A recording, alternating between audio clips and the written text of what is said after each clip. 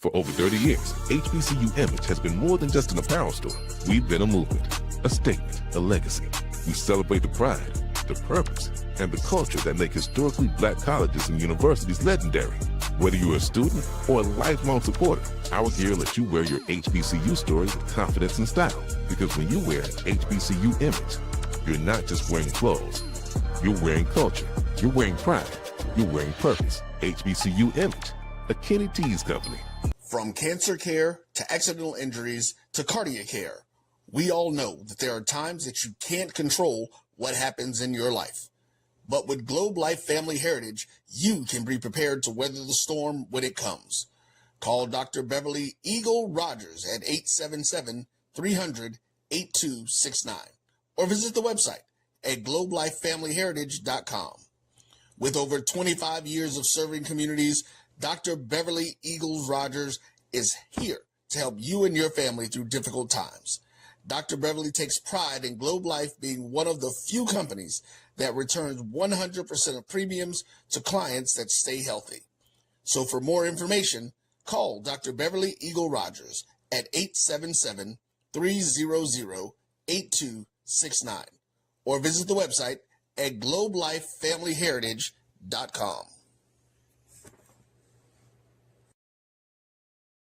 Are you hungry for authentic Caribbean food like jerk chicken, oxtail, red snapper, shrimp, tofu, and rasta pasta? Well, find your way over to Mango's Caribbean Restaurant, 180 Auburn Avenue, right next to Royal Peacock in downtown Atlanta. Them belly full, but we hungry. Mango's Caribbean Restaurant, open daily from 11 a.m. to 10 p.m. And on Friday and Saturday, we're open till 4 a.m. Come to Mango's and put some spice in your life. So we've got a good thing going. Mango's Caribbean Restaurant, 180 Auburn Avenue, right next to Royal Peacock in downtown Atlanta. For more info or directions, call 404-698-3992 or log on to mangoscaribbeanrestaurant.com. For instant coupons, text MANGOS to 313131. Tell your mama hungry, papa hungry, brother hungry. Mango's Caribbean Restaurant, authentic Caribbean cuisines. Open up the door, tell them mama hungry. You're looking for the latest information on Southern University sports, the Southwestern Athletic Conference, and HBCU athletics. There's only one place to go.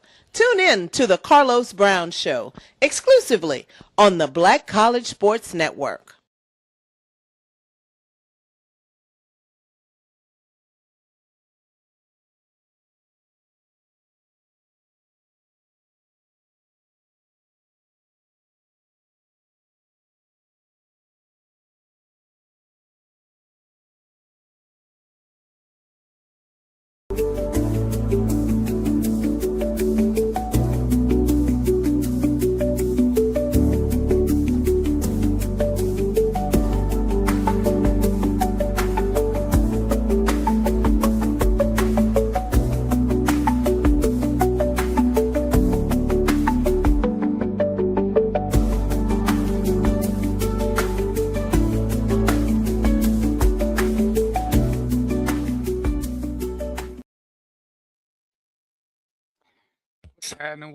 What's happening?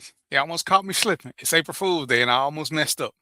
Y'all know how it is. Like I said, it's April the 1st, 2026, 6:02 p.m. in Eastern Standard Time.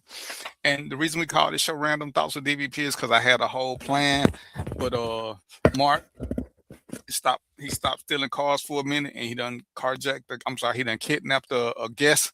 So we're gonna roll with that because he claimed I knew, and this one I'm gonna need Mo to step in because I posted a list of topics and Mark didn't say nothing about, hey, y'all don't forget we got a guest. He ain't say nothing. He was like, it sound good to me. So this one ain't on me, but we're gonna make it do what it do. But here's my monologue. Let me put my glass on so I can look a little bit smart. I want to look a little bit smart when I'm saying this. Hold on. Okay. Now this is my educated look. Ladies and gentlemen of the jury, because I just want to be a lawyer. Facebook is a social media app that pretty much anybody can get. So if you can get one and you respond to something on my page, you have a page as well. And I don't want y'all to get it twisted. I'm a little Southern boy, and I'm from the hood. But my mama proud of me because I did good. And don't get it twisted. I can speak the Queen's English when necessary, and I can also speak a little hood when necessary. But no matter how you feel about me, no matter if you think I'm arrogant, no matter if you think I'm cocky, no matter if you think I'm conceited, I really don't give a fuck what you think about me. It's really not that important. What is important is that you truly do realize at the end of the day, I'm a smart brother. I was in the United States Air Force, or as we like to say, I was part of the Air Force Rangers. You can do that what you will. To me, it don't mean I'm smarter than nobody else because I know the secrets behind the United States Air Force, but I'm smart enough to hold my own. And when I team with other people, they're smart enough to hold their own. And as we've discussed several times before on this same forum, everybody got their own opinion. Some stuff we agree on, some stuff we don't. But what you're not going to do, ever, never, ever, is come to me on my page and tell me what I'm thinking. That's going to fall into the never, ever zone. And what you're really not going to do is try to change my narrative. And by changing my narrative, I mean, we're going to do a show on this in a couple of weeks. See, when people ask questions about why men are this way, you can count to 6. And here come the what about game. Well, what about women? Well, what about... That ain't the fucking topic. The topic is whatever they put on their page. See, Mo got a read-along group. And we talk about certain cases. Mo is a whole lot nicer than me. He's supposed to be the angel of the group. Mo will let you slightly distract him, and then he can be like, oh, I forgot what I got to say. That's why he got to pad and write shit down. I ain't going to let you distract me. I'm going to stay singularly focused. So if I want to talk about red shoes, we're going to talk about red shoes. I don't care about your green shoes. You got a whole page you can talk about green shoes on. You can talk about yellow shoes on your page. But my page, when the topic is red shoes, that's what we're going to do. And to try to be condescending to me, like I don't know, you telling me, oh, I was in the Army for 20 years. I don't care. I'm good at what I do. I'm good at what I do. And when I'm talking law enforcement, I know what I'm talking about. When I'm talking about constitutional law, I only talk about the subject I know. When I don't, you're going to see our guest on here today. Guess what? When I don't know something, I will go get a guest and let them talk. And I will ask questions like you. When I want to talk money or stocks and bonds, I get Mo. I don't try to lead no conversation. I will tell you what I did, but to understand what you're doing, see, I'm still just wild guessing. When I want some details, I'm going to get Mo because Mo know what he doing. We got a therapist on here. I hope she don't try to diagnose me. Miss Ward, I want you to analyze Mark. He's special. And then Mo be flip-flopping. See, I changed my background for you, Miss Ward, because I was on some all another stuff before Mark said we had a guest. So I want you to have a good first impression. Don't believe it, but I want you to stick with it. So you got that pretty smile going. So we're going to get that smile up here. We're going to let you do your thing. So, ladies and gentlemen, I just want to say this is social media. Everybody got a page. Do your thing on your page where there's no activity and ain't nobody responding to you when you put nothing up there. When you got to like your own page, and we're going to, Miss Ward, I want you to tell me what it means when people like their own posts, because I'm always confused. I ain't never made a post I didn't like when I put it. So I never understood why I should like it. Or even worse yet, I never understood why I should love my own post. To me, it's a little special, but I'm going to let a professional tell me if I'm reading too much in it or if y'all extra special and y'all might need to start licking the windows on that short yellow bus. So, but you know, we're gonna get into this. Like I said, it's April Fool's Day, so ain't none of this April Fool. I just didn't like being challenged on my page about something I know about. And the crazy thing is you didn't defriend me.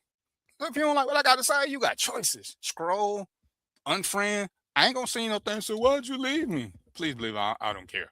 So I'm gonna introduce my fellas first. Miss Ward, don't take it personal because I'm a Southern gentleman. Normally I would introduce you first, but I couldn't find your page to read up on you because I like to do that, you know. So we're gonna let Mark do it.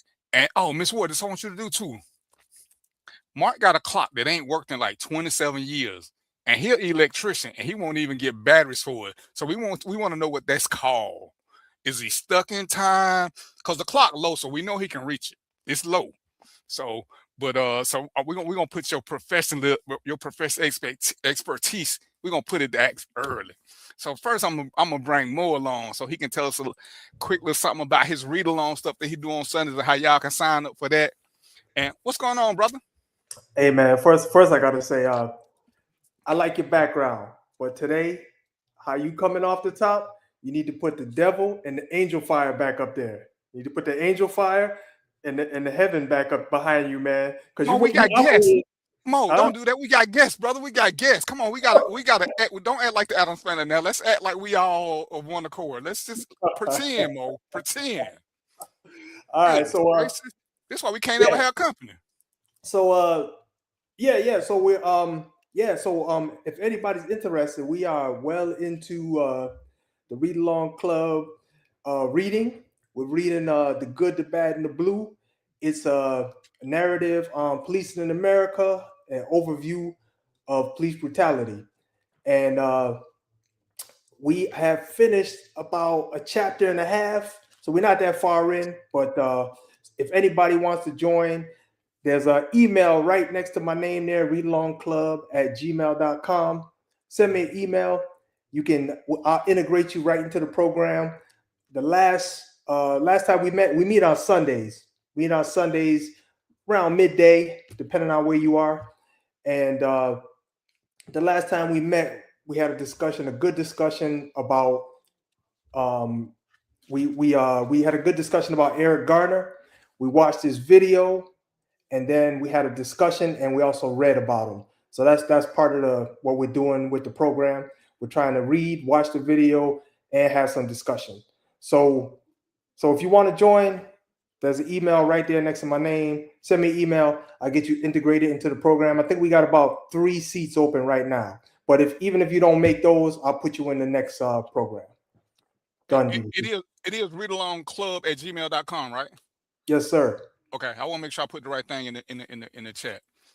All right, now we're gonna bring our resident troublemaker on. Oh, hold on, Mark. I gotta take you out. Let me get Sharonda first, so you can introduce. Sharonda, we got a therapist. I'm the troublemaker. Oh, for this show you are. No, but we got a therapist coming on, so I'm gonna let Mark introduce her, then we're gonna bring her on. So, Sharonda, I want you to be on your best behavior too. Now, we got company. Okay. Okay. That was a pause. I heard a pause, man. Sharonda, I can see your fingers. I want to make sure you ain't got your fingers crossed. Best behavior, right? And my legs across. Anyway, how you been, Sharonda? Best day of my life. How are y'all? All right. Let me bring Mark on so he can do his thing and see if this clock works. Right. Probably not, but what's up, brother? Hey, what's going on, good people? How y'all doing today? Hey, man, we lovely. It is. It's a great day to be alive. Until Miss World come rip us up one, but we're gonna take it like champs. Yeah. You deserve it. You don't want the clock that don't work, but that's a whole nother story. We're gonna behave for 21 minutes and 18 seconds. It worked. Y'all just behind. Don't worry about it. At 6:30, she's still here. She's gonna catch all of us.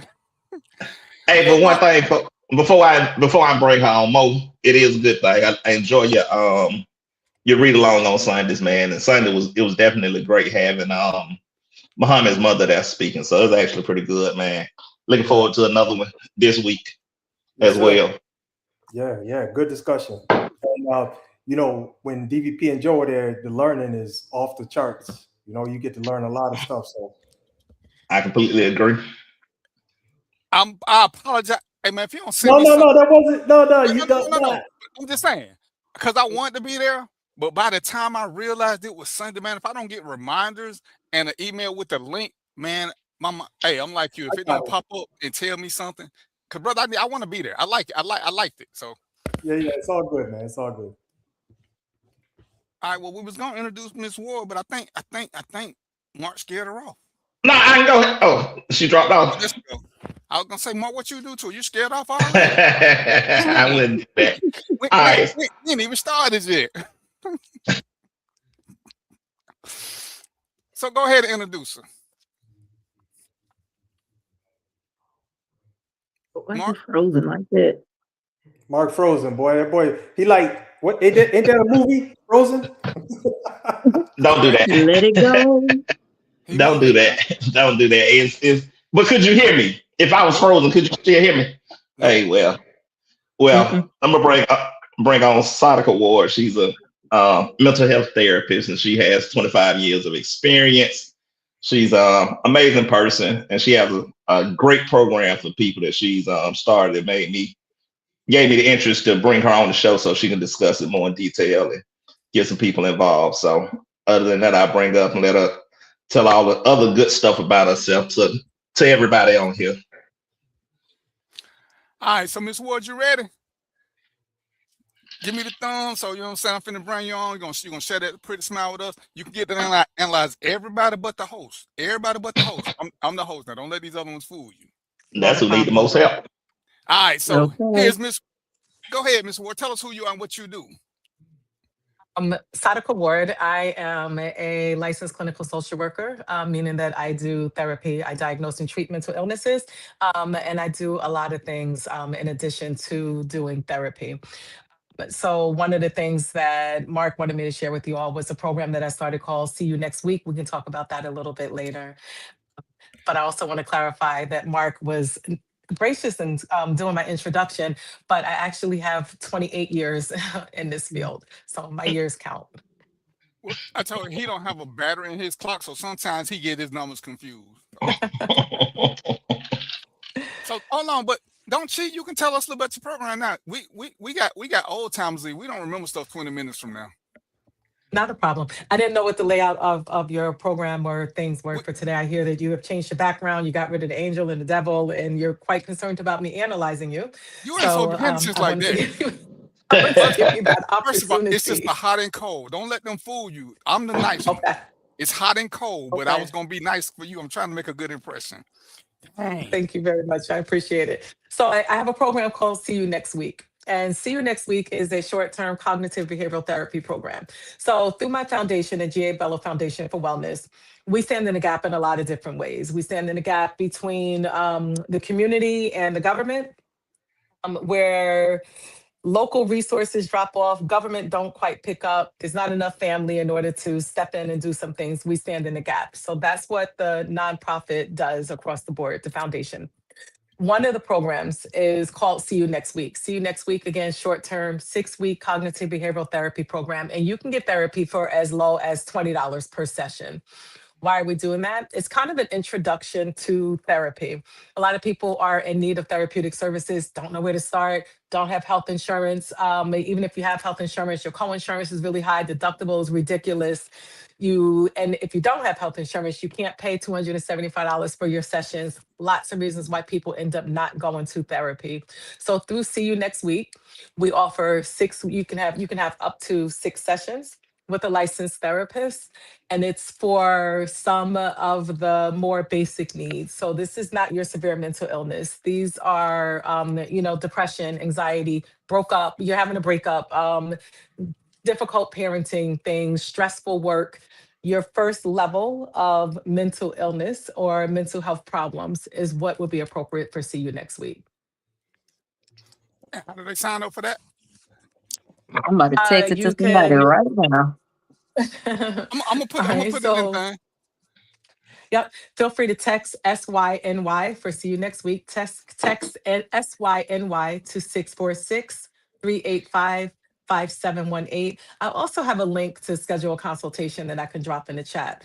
Unfortunately, I didn't join on my computer. I was unaware that the computer probably would have been a better option for me to join, so that I can send you the links and things of that nature. Okay, tell me what number to text again?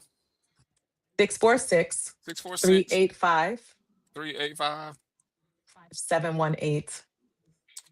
You can also go to gabellofoundation.org and click the Get Started button, and that'll also take you to schedule to be able to schedule a consultation. Okay, I only got 646-385-718. 5718. 646-385-5718. 8718. 5718. Oh, 5718. 18. Yes. All right. All right. So, okay, tell me what's up with the people that love and like their own post. We're gonna put you to the test early. social media is well, we can have a whole entire conversation about what social media is. But we live in a narcissistic world. It's not that we have narcissistic people, but creating posts is about getting likes and getting that validation. There's so many reasons why people create posts. And then when you create it and you like it, sometimes what you say just really resonated. So you like it again, even though you're the one that created it. I heard you mention that earlier. I wouldn't say that there's a disorder with liking your own post. You like your own post. Sometimes you gotta high five yourself. I think that's a great thing. Okay, I'm gonna let you, since you're the professor, I'm gonna let you ride with that one. I ain't gonna debate the system. Share your thoughts. No, I'm with it. Share your thoughts because you clearly disagree. I think if I made it, I like it. So why should I have to double like my own stuff? It's kind of like patting yourself on the back after you cook a meal. I mean, if it's like when I'm in the shower, I do a good job. When I'm in the shower and I'm singing, now I done ran out and tossed some dollars at me because my singing was just off the chain with the water running. But I ain't gonna put that on Facebook. You know what I'm saying? I just like. Okay, millionaire make money. Sound like I like what I said, and I believe you should like it. You made the post. It's just weird when you like it. It's like putting your picture up and like, hey, let me like my own picture. As a matter of fact, I love my picture. Yeah. Teach his own. When your back itch, you should be the one to scratch it. I'm gonna let the dog do what the dog do. I'm gonna sit here and be quiet. You ever put on an outfit, right? So you put on an outfit and you just know that you look sharp. And so you walk past the mirror, you're like, oh, I look good. It's the same thing, like in your post. It's the same thing. Like you put it on, you know it looks good, but you walk by, you're like, oh, okay, I did that. I look good. That's the same concept as like in your own post. But don't give me my number. Like, hey, child, I think I'm gonna have a gay moment. That dude right there, I might have to get him some now. That's a little different. Okay, that's a little different. Why won't Mark get a battery for that clock? It's not a priority for him. A broke clock is right twice a day. It's not a priority don't for give him no incentive not to get a battery, Doc. I tell him that all the time. I say it all the time. All right, gang, y'all got questions for while we on our best behavior? I know it's hard for y'all to be on this good behavior, but just work. Yes, please don't be on your best behavior. Be exactly who you are. I'm gonna go like my pictures just to get on your nerves now, since I know you don't like it. See what I'm saying? See, she just called you a narcissist. No, I said everybody has a little bit. Society, we're all narcissists. Just everybody. And the fact that we're creating posts to be seen is narcissistic in nature, and not the same as having, not the same as being diagnosed as narcissistic personality disorder. Totally different. We like our stuff. Blame it on Kanye. All right, so I got a question. I was gonna blame it on the Henny. Ain't that what the song say? Because it definitely wasn't Tequila's fault. It was the Henny. All right, so I got a question then. So in this 21st century, we seem to have so many debates where we keep this crazy fight going about men and women, and I'm gonna say it from my perspective. Where so many men, it seems like they want to be women because they want to be taken out, they want to be courted, they want to be wooed, they want a lot of weird things, if you ask me. And they complain about how women act. And my thing is, stop choosing them. You choose a lot of them. So tell me your thoughts on that. And what am I supposed to call you? Can I call you Doc? Sadaka is fine. That's a lot of syllables. You can do it. It doesn't matter. That's microaggression, like seriously. Thank you. I appreciate that. Sadaka is absolutely fine. Somebody called. See, I'm gonna take my glasses off. Go ahead. So what's going on with this? What's going on with this he said, she said war this crazy that we having? So what I'm hearing you say is that there are men who are acting like women, but then you're also saying that they are choosing this. Who's choosing who? You're saying that the men are choosing women, or women are choosing men who act this way and they should stop. Men are. Let me rephrase. Let me speak the way I speak. A lot of dudes are complaining about how women are emasculating them and doing this and yada yada yada. Women don't do this. Women don't do that. And it's always something where we at war with where it seems like it's a war between the sexes that's just nonsensical. And it's like it seems like the ones who holler the loudest are actually the least experienced. Because I don't hear this conversation. I hate to use this from real men. I hear from dudes. It's like real women don't complain about certain things, but the other girls do. So and I'm just trying to figure out what's causing this battle of the sexes that is, to me, it's not legitimate. Not saying that either side is to blame, but just don't hang out with their side. That's my thought on it. Yeah. So in your statement, there's a lot of days, right? And I want to make sure that we're thinking about I want to answer for which days that we're referencing, because you're saying that not all men, this is not the case with all people, but it's the case in a lot of situations that women are emasculating men. My question to that is, how does that happen? What's happening in that dynamic that the emasculation is able to exist? So if we're looking at traditional gender roles, hunter-gatherer, he's providing, he's protecting, he's, paying, whatever that looks like, and then he's not doing that and she steps in. If in those dynamics, if you have, if those are the dynamics of that relationship, more traditional gender roles, when that doesn't happen and she has to step up, she's changing her role, and that's where their emasculation happens. But I'm also hearing, if there was a day, that there are people who choose this model, correct? That there are people who choose this, maybe men who sign up for this? I mean, yeah, that's what I think, because you get to pick your partner, I get to pick my partner. So if I pick you and you treat me bad, why am I still there? So to me, a lot of these are choices. And then I'm just mad because you won't bend to my will, or whatever it is that they're secretly, unsecretly wanting. But is that considered treating him bad, or is that perspective? Well, and I said, all I'm doing is looking at some of the posts, and I just, like I said, and that's why I said select group of dudes. Because when I talk to my grown men friends, they don't have the same complaints. They don't complain about women who don't take them out on dates. They don't complain about women who don't do this, because they are dating women who actually do this. And most of the women I know do it. So it's like, dudes, who y'all dating? So if you dating a broke chick, don't get mad when she act like a broke chick. Or if you dating a chick that don't like you, don't get mad when she act like she don't like you. So, well, women don't do this. Well, pick better. That's why they invented the telephone. You talk to her, if she like you on the telephone. So, but you don't want to do that. You just, you so busy trying to get into her pants, you missing all the signals that she gave you. So if she take this free lunch, it's because she kept telling you she wasn't interested, but you kept saying, I want to take you out. Oh, she just used me. So it's like, and then they just seem to get louder and louder. They don't get better in their arguments. They just get louder and louder. So how about this, Darren? Say they meet and she goes out. He asks her out. She says, okay. And they go out and she just going for the meal. Then how does he know that she's using him for the meal after a brief interaction? After the first conversation, typically you ask somebody, hey, let's link up, let's go out. And now she's just going out for the free meal. It's possible they call him. So what you gonna say? Yeah.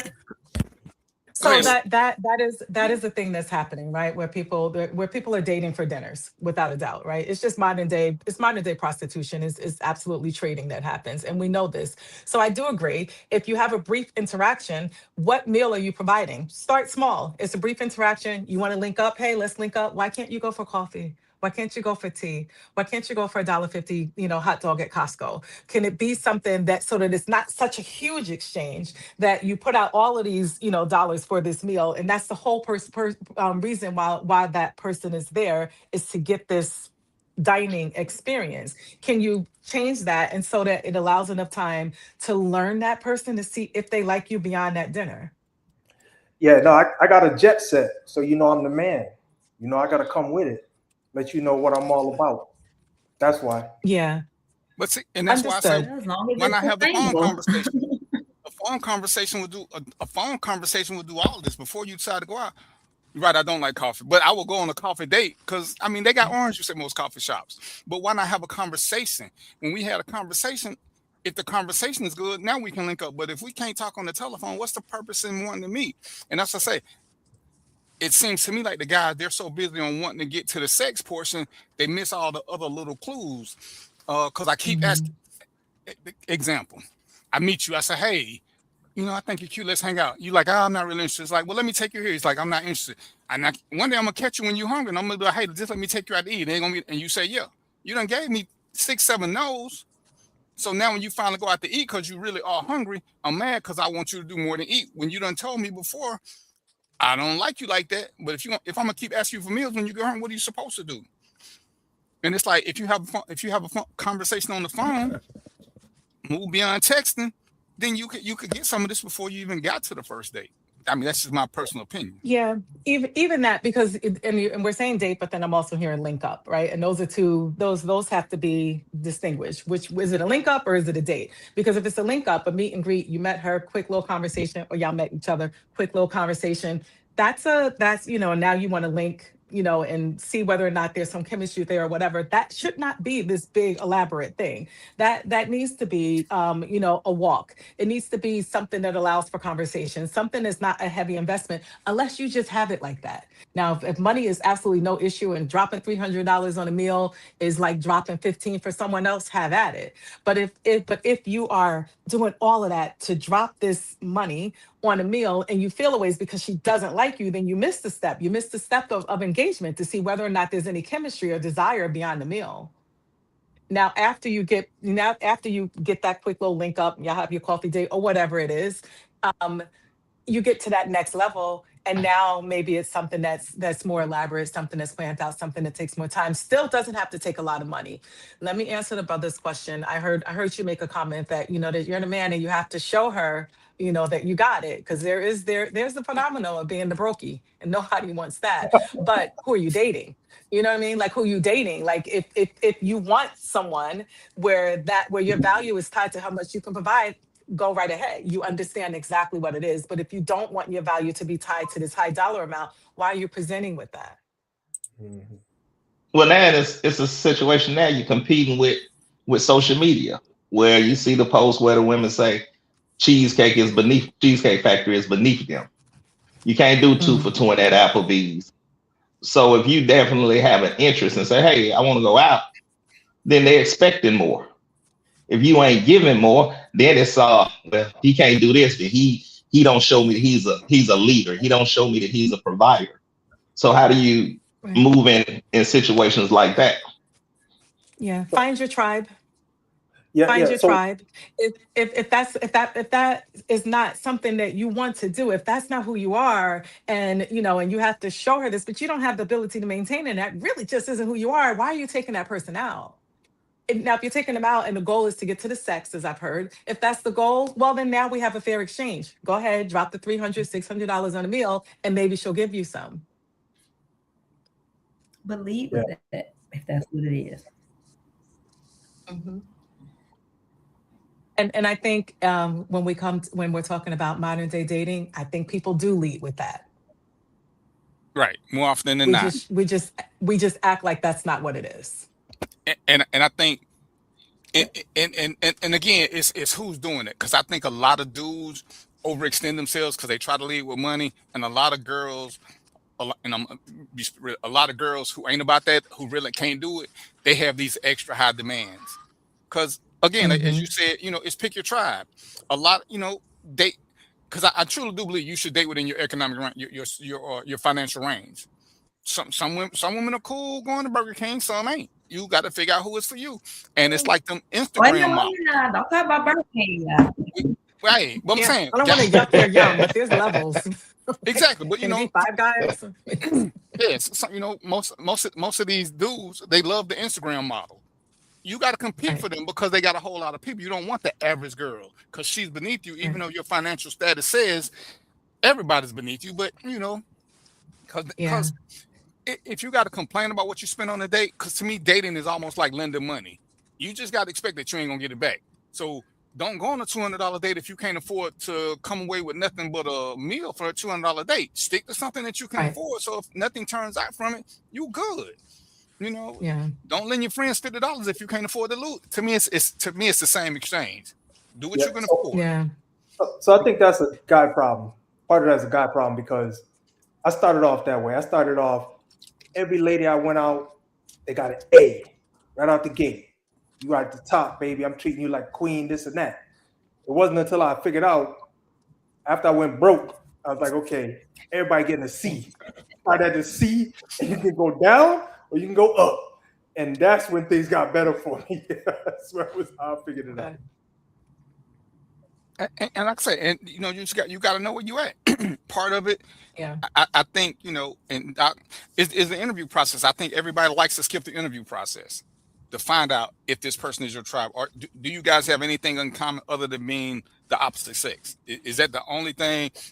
And if, as you said, if you know you want to get to the goal line, you need to go on and put that question out there and find out what it takes. And then, you know, you can limit some of your problems. You know, I gave the scenario, you know, a friend went out on a date and they went to a restaurant, and of course it's one of the restaurant with no prices. He suggested the date.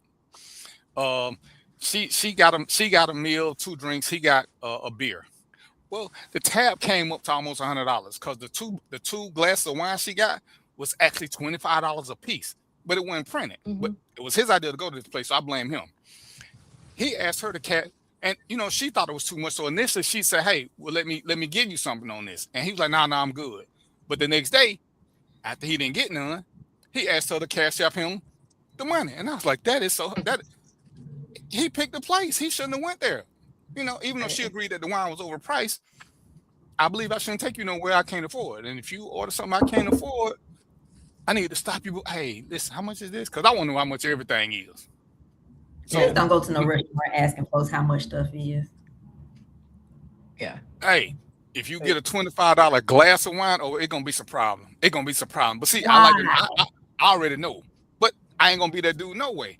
And like I said, especially it only came after he didn't get. He may have had another agenda, but to me it was because he didn't get none. She gave him a hug and went on her way. But the next morning I went out with somebody, and the menu right there. But yet he kept asking the server how much something costs. How much this costs if I add it? How much this costs? That is so annoying, sir. And then left a $7 tip on $100 tab. Hey, he didn't have $108.18. I will go and spend. Did he get a second date? No, ma'am. No, ma'am. Good for you. Done. Yeah. And so when you do you deal with it seems like a lot of us, and by us I seen males, because I use the term really loosely. Say females. They bitches. See, when I use the term male, I can use female, because other than that, I hate the term female, because I just think it's degrading. I truly do.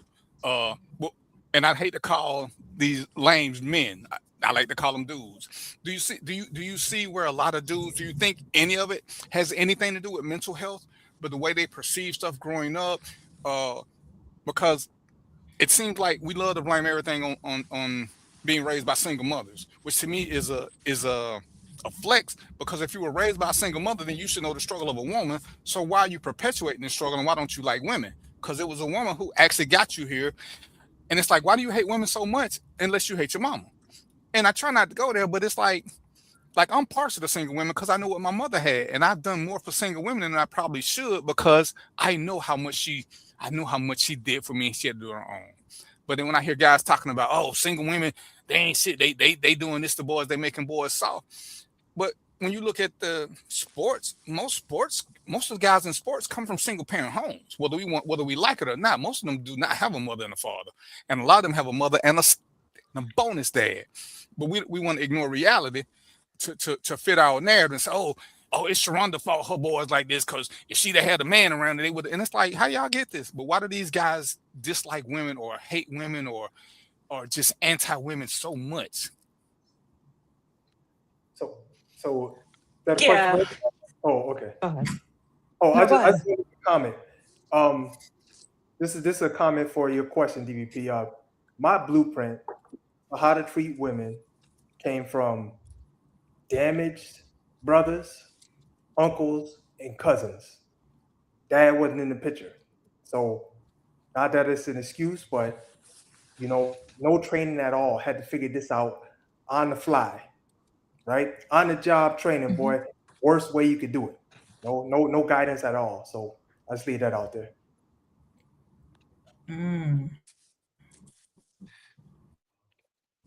She looking up, she thinking. Dun, dun, I'm dun. thinking that was loaded. I heard so many things that I don't even know if we have the time to go back and kind of course correct and reframe those, because I heard single parent household, but I don't hear, households where the fathers are absent. I don't hear that. It's almost as if, and then I also heard, the struggling single woman, but then I also heard you say the struggling single mom, and I would argue against both of those, that every single parent is not struggling. And they're, but is it mental illness is your question, right? And do they hate women? Yeah. Do you think it has? Do you think do you think they got some kind of mental problem that's making them Don't. like this, or whatever your professional Yeah. diagnosis is? I know we asked you a lot of questions and you weren't prepared for Yeah. that. Just No, listen, I do this all day. Like, throw them at me and throw the hard questions at me. No need to censor. Like, give it to me straight. You don't even have to clean them up. No, it's not. No, it's definitely not a mental illness. I would argue, if anything, that we have a lot of attachment wounds that we don't look at, right? And this is not a gender specific thing. There's a lot of attachment wounds that happen when you have a parent who is absent, and then you have a parent who is present and maybe they're working a whole lot, so they can't tend to all of your needs. That has all types of little attachment ruptures that happen. And then as you grow up and you start to enter into romantic relationships, you never heal that attachment wound. You never go back and look at it from a trauma lens. And without healing that, you just continue to repeat cycles. You continue to, like you're in a relationship and you're expecting that person to leave maybe, or you really can't imagine the thought of them leaving, and so you may show up anxious. I think that has more of an impact, but it's not mental illness, like because they was raised by a single woman and now that they hate women. I don't get the link to that at all. I would look at that differently than just hating women, more from a trauma lens and definitely from an attachment theory standpoint. okay. Yeah. If I were to make a recommendation for, for anyone who's entering any relationship, especially as we get to this age, there's a book. It's called Attached by Amir Levine. Amir, Amir, Levine, Levine. And the book is attached. It's on Audible as well. It's an easy read or easy listen. It's not very heavy techy, but use that. I think most people are familiar with the 5 love languages. Attached is another one. Figure out what your attachment style is. And once you see what your attachment style is, you'll look back at all of your relationships and be like, oh, was this type of thing, and I like this type of person, and you'll learn something. And if that hasn't worked for you, now you have the opportunity to shift that so that you can have more secure relationships. So I definitely recommend that book, just as an introduction to what attachment even is and how it shows up. And I'm glad that I got one question, because you talked about 2 things. Let me write this down before I get there. Okay, languages. All right. Do you think that we are, because we perpetuate violence, because we believe that beating kids does this, yada, yada, yada, do you think that has a place where our love language unknowingly becomes violence in a lot of instances? Because, whenever the kids, oh, my mama loved me and she beat me and look how I turned out. And I asked the question one time, for everybody who got a beating by their parents, tell me at what point you felt love during that beating. And everybody want to go to the aftermath. And I was like, y'all missing the whole point. I ain't asked you what you felt later. During the beating, did you feel love? That's all I want to know. During the beating. Because we so quick to think that beating solves everything. Oh, well, my mama whooped me. I said, yeah, and look at you. You're immune to the physical abuse that you're doing. It says there is no love. And some of us grow up thinking that it is love. And I think we carry that. I dated a girl one time that I was really into, and she said to me one day, she's like, Darren, do you really like me? I was like, I really. She said, do you love me? I said, yes. She said, well, why haven't you hit me? I was like, well, damn. I mean, why would I hit you? She says, I've never been with somebody who loved me and didn't hit me. And I was like, well, shit, maybe I don't love you, because I'm not gonna hit you. I don't understand. But I haven't heard that exact question, but I've heard or seen that sentiment when I've talked to people. And just for the record, I used to do domestic violence for the sheriff's office, and I heard a lot where people think that physical violence is normal and it's actually a show of love, and it's like, well, where does that come from? I don't know that there's a direct correlation between being spanked as a child and being in an intimate partner violent situation. It's if everybody that has loved them, hit them, they may not have been spanked by a child, spanked by their parents as a child, just, but maybe all of their intimate relationships came with somebody that was, roughing them up or whatever. Has and hearing that we are prone to spank makes me wonder, does everybody in here, if you are a parent, have you spanked your children? Is that something that you do, and were you spanked as a child? I got I one was spanking. I've spanked never as a spanked my child. kid. And I did don't spank my children. No, So you said you I don't did get spank my spanked by as a kid? I did. Okay. Yeah, I got hit with extension cords Yeah.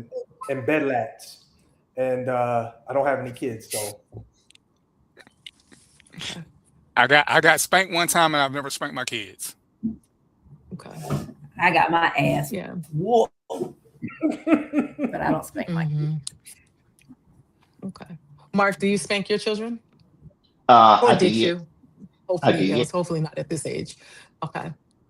Yeah. So if we just, and as a parent, I'm also didn't spank my children, right? So there are more of us that don't spank than there are of us who, who actually do. And I just kind of feel like we've gotten away from that. What we used to do, and I'm an old person, I recognize my age, I claim my age, right? But what we did back in the 70s is not what we're doing nowadays.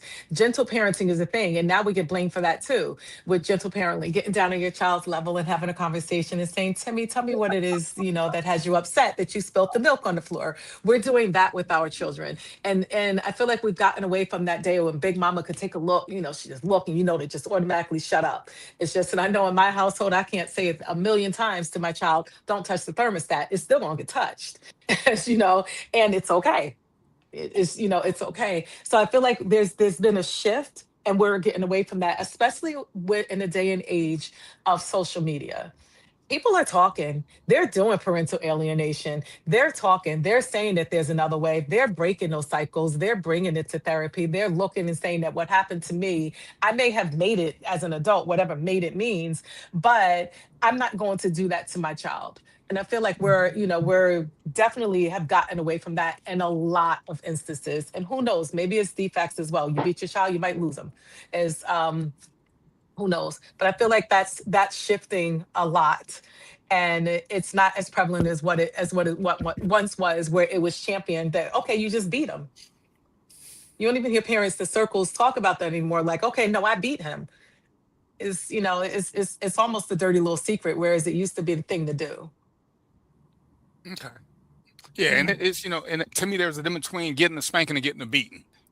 Spanking is when you hit them one time. The beating is when you I think most of us saw the video where the lady went up to the school and was beating her child, and it's like, really, is all that really necessary? Oh, you gonna learn? And the lady who I don't know if you saw, there was a lady who like beat her kid and made him stand out on the street because he said he would vote for Trump, and he don't understand election stuff. Oh, ain't gonna be no Trump people, and I mean, she's literally just beat the boy. And it's like, my thing is, who's filming this while all this is going on? Because they're a co-conspirator. That's humiliation. For her while she does this, and to me, it's like, humiliation. there's got to be some type of mental illness for y'all to want to glorify this. And I know you said, people do stuff. We post videos for likes and shares, and everybody wants to go viral. But it's like, I refuse to share them. As much as I want to talk, I'll talk about them, but I won't share the video. I stopped sharing those videos a long time ago. But I will talk about it. I don't even want them to come to my inbox or anything like that. So. I think a lot of people just lack emotional intelligence all across the board. They can't reason. They don't know and understand compromise. Children have their own minds, identities, thoughts, and we downplay that because they did something we didn't like. Now I understand if a child does something that's dangerous to herself or a sibling or something, you don't have to whoop them. You don't have to beat them. You don't have to spank them. All of it is putting your hands on them. And I don't agree with it. I just don't think our parents knew any better. But once you know better, you do better, as the cliche says. You understand once you go to therapy. Everybody needs therapy. I don't care who you are. Everybody needs therapy. So I hope everybody has pulled up the link Get their $20 ready, because if you go buy a bottle, you go buy Chipotle, you go buy Applebee's. If you can do that, you can go to therapy. Okay. Yeah. I spent 2 years in therapy, and I should would be not going trade twice it a for the day. world. So I was so going let me, every week. Don't No, twice a day, not once, twice I a don't day. need it that much. I don't need it that much. That's a lot. Okay, we Okay. voted when you That's went on here. that's We voted twice a overkill. day. That's overkill. Okay. Mm. But So I once you are a healed parent and you get over that trauma, because that's all it is trauma, when your mama and big mama whooped your tail because you left the front door open. It's a mistake. and All that trauma, we got to get over it. And once we get over it, we stop that cycle, passing it to their kids. I really will debate anyone who says the kids now are worse than the kids then. The only difference is social media, because y'all was bad then. Y'all was throwing toilet paper. Y'all was doing some BS then. The difference now is that everyone can see it. But you have some really good kids out here who ain't never got spanked, who are compassionate, who are caring. You have good kids. so let me. I know let me, I do. Yeah. So let me Agree. piggyback on what Sharonda was saying. So one thing just by observation, I grew up in a family of 3 boys, and we all got disciplined the same way. And one thing I noticed was that for one of us, that discipline worked. For another one, it made them worse. And then for another one, it had no impact at all. So what I concluded just by observation is not one size fits all. You almost have to figure out what kind of disciplinary style each child has. Can you comment on that? Because that's what I've seen. I don't know technically if that's true or not, but I think you're spot on. It really is. There are some children that you can raise your voice and they're going to get in line.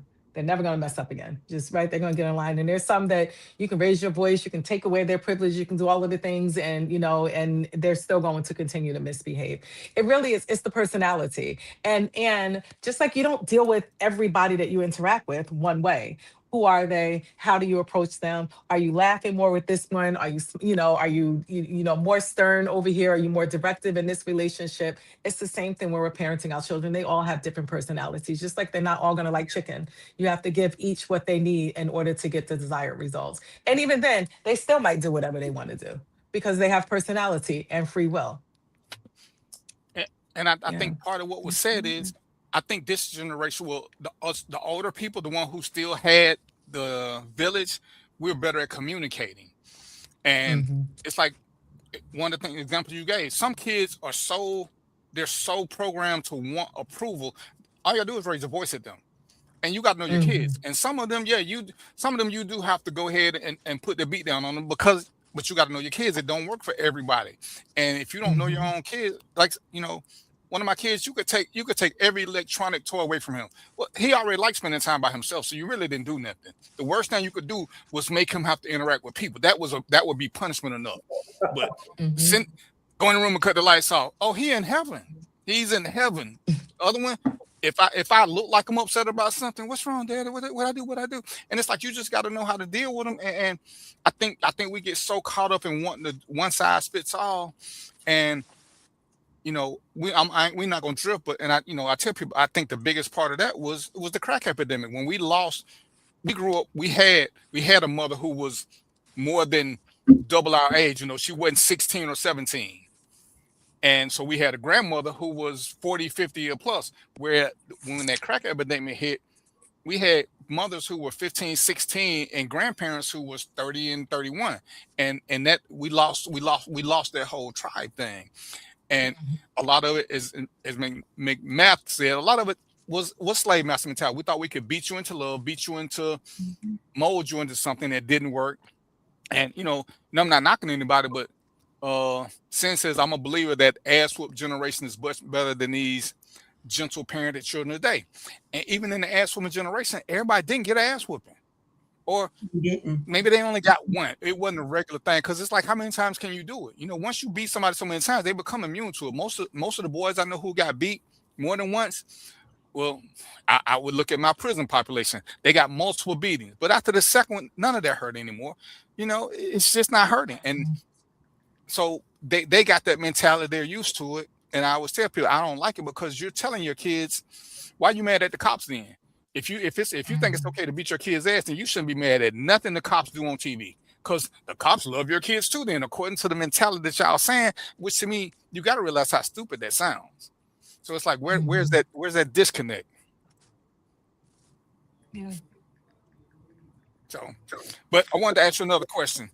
Love language that everybody talk about, and then we talked about attachment styles. And I just learned about attachment styles maybe a couple of years ago, because I think the two have to be intertwined. Because you can know your love language, but if you don't know your attachment style, it's kind of like you want Kool-Aid. You either got the water or the Kool-Aid, but you don't have both. You kind of need to know both, because the attachment style is a whole nother thing. What do you actually like from a person? Not what makes you happy. What do you like? Who, are you somebody who needs somebody to support you? Do you need to support somebody else? Because some people are natural caregivers. Some people are natural. They want to do this. Well, that's not a language. That's an attachment style. So you need somebody who needs you. Whereas other people want a partner, other people want a submissive. And I think that's something that goes without saying, because most people don't know that there's an attachment style. Is that something that they're... Let's talk about... I'm sorry. Let's talk about the 5 love languages, right? You mentioned the 5 love languages. Okay. Let's talk about that. So many people get that wrong without realizing that it's the whole entire, it's this man's work, it's his research, right? But when you hear about the 5 love languages, you hear this on Pop the Balloon. What's your love language? They'll say, oh, it's gifts, it's words of affirmation, it's quality time, it's accessory. It's not all of them. You have to actually take the test. And mine was blown that people don't even take the quiz. They just hear love languages, and then they just start picking the ones that they think they are. But Right. you actually got to take the quiz, and there's going to be that dominant one that stands out. Now, the way that you do that in relationships is, if your love language is quality time and your partner's love language is gifts, and you're spending all of the quality time with them, they're not receiving love, because the way that they receive love is through receiving gifts. So if yours is quality time, you have to give gifts in order for your partner to receive love. And she would have to spend quality time with you in order for you to receive love. Most people will communicate love in their own language. If it's not the exact language of your partner, then you miss an opportunity to deepen a connection. So I encourage everybody to actually take the quiz. It's free. It's online. There's an app for it as well. And actually take the 5 love language quiz and find out what your dominant one is. I assure you, it's not going to be all 5. There's going to be one, Right. and then it's usually going to be a secondary one. And so now you know that, oh, this is how I receive love. And your partner will have to communicate love to you in that way. On the attachment styles, however, you will, let's go with the scenario of, I'm freestyling. Let's go with the scenario of the guy always needs to go through the girl's phone. Just, he needs to see, she got to share her location, her rent receipts needs to be on. He wants to see her phone. And if she's not hiding anything, she'll show the phone at the end of the day. It's just open. He's constantly calling, constantly trying to connect. That's most likely going to be somebody who has an anxious attachment style, where they need that, losing that connection is a threat to them. I can make an argument to how that goes back into childhood, right? Which is where a lot of our attachment wounds start off at. But he's going to need that connection, need it. And she might be feeling, so smothered, like it's just way too much, because she may have an avoidant attachment style, meaning she needs to pull back and get some space. Anxious and avoidance tend to find each other. I really hope you all pick the book up. Anxious and avoidance tend to find each other. And so that avoidant person pulls back because it's too much, and the anxious person is pushing forward. And the more they come closer, the more they have to retreat. And so then we have this, and then the relationship ends up dissolving without understanding why. And then the next relationship, it'll be the same thing. He's needing the phone, he's needing the location, and you keep going through looking for the person that will give you these things so that you can feel safe in your body. And if that person is avoidant, then they might go through relationships, looking for that person that really just doesn't need them. so that they can feel safe and relaxed in their body as well. And the attachment style quiz is free too. I just looked it up. It's online. You can get it and take it. Because the more you know about you, the easier life becomes. I mean, I thought I knew about the love language. I take the quiz, and because I think again, to me, everybody who is going to be in a serious relationship, this is something y'all should take, and I think y'all should take it together, because you'll be surprised at what you learn about yourself, because you'll think you know something, and a lot of times we just know what we've seen or done, but when they ask you and you have to look at those things, well, shit, maybe this ain't it, because it's funny, and lots of women love to say gifts and all this, but this is not really what you like. You like getting gifts, but that's not your love language. You like it, but it's not your love language. And guys think, oh, physical contact, because they think sex. Again, it's not your love language. It's what you want to have sex, but that's not your love language. That's not what makes you feel valued. That's not what gives you this. And it's crazy how we do that. Okay, yeah, I'll look it up and get the links and put both of them in here. But yeah, but when we have therapy and picking a therapist, I'm in therapy. I've talked about my depression ad nauseum. I'm not going to talk about it now because I didn't bring no onions, so we're gonna keep this on a light level. But again, I never knew I needed therapy until something happened to me at work, and they made me go because something happened, and my therapist diagnosed me. Because I do think, I do think everybody needs therapy. It's cute to, and I'm not downplaying what you said, but since I don't think everyone needs therapists, some just need an outlet to vent and work through. Well, to me, that's a therapist, because we can talk to each other, but if we can't offer you solutions, and men are the worst at this. When I put it out there, when your brother calls you and he's crying, men don't know what to do for a crying man. We just don't have a clue. We panic. We want to go to a strip club. We tell you to go have sex. We don't know what to do. You need to talk to a therapist who can give you some valid info.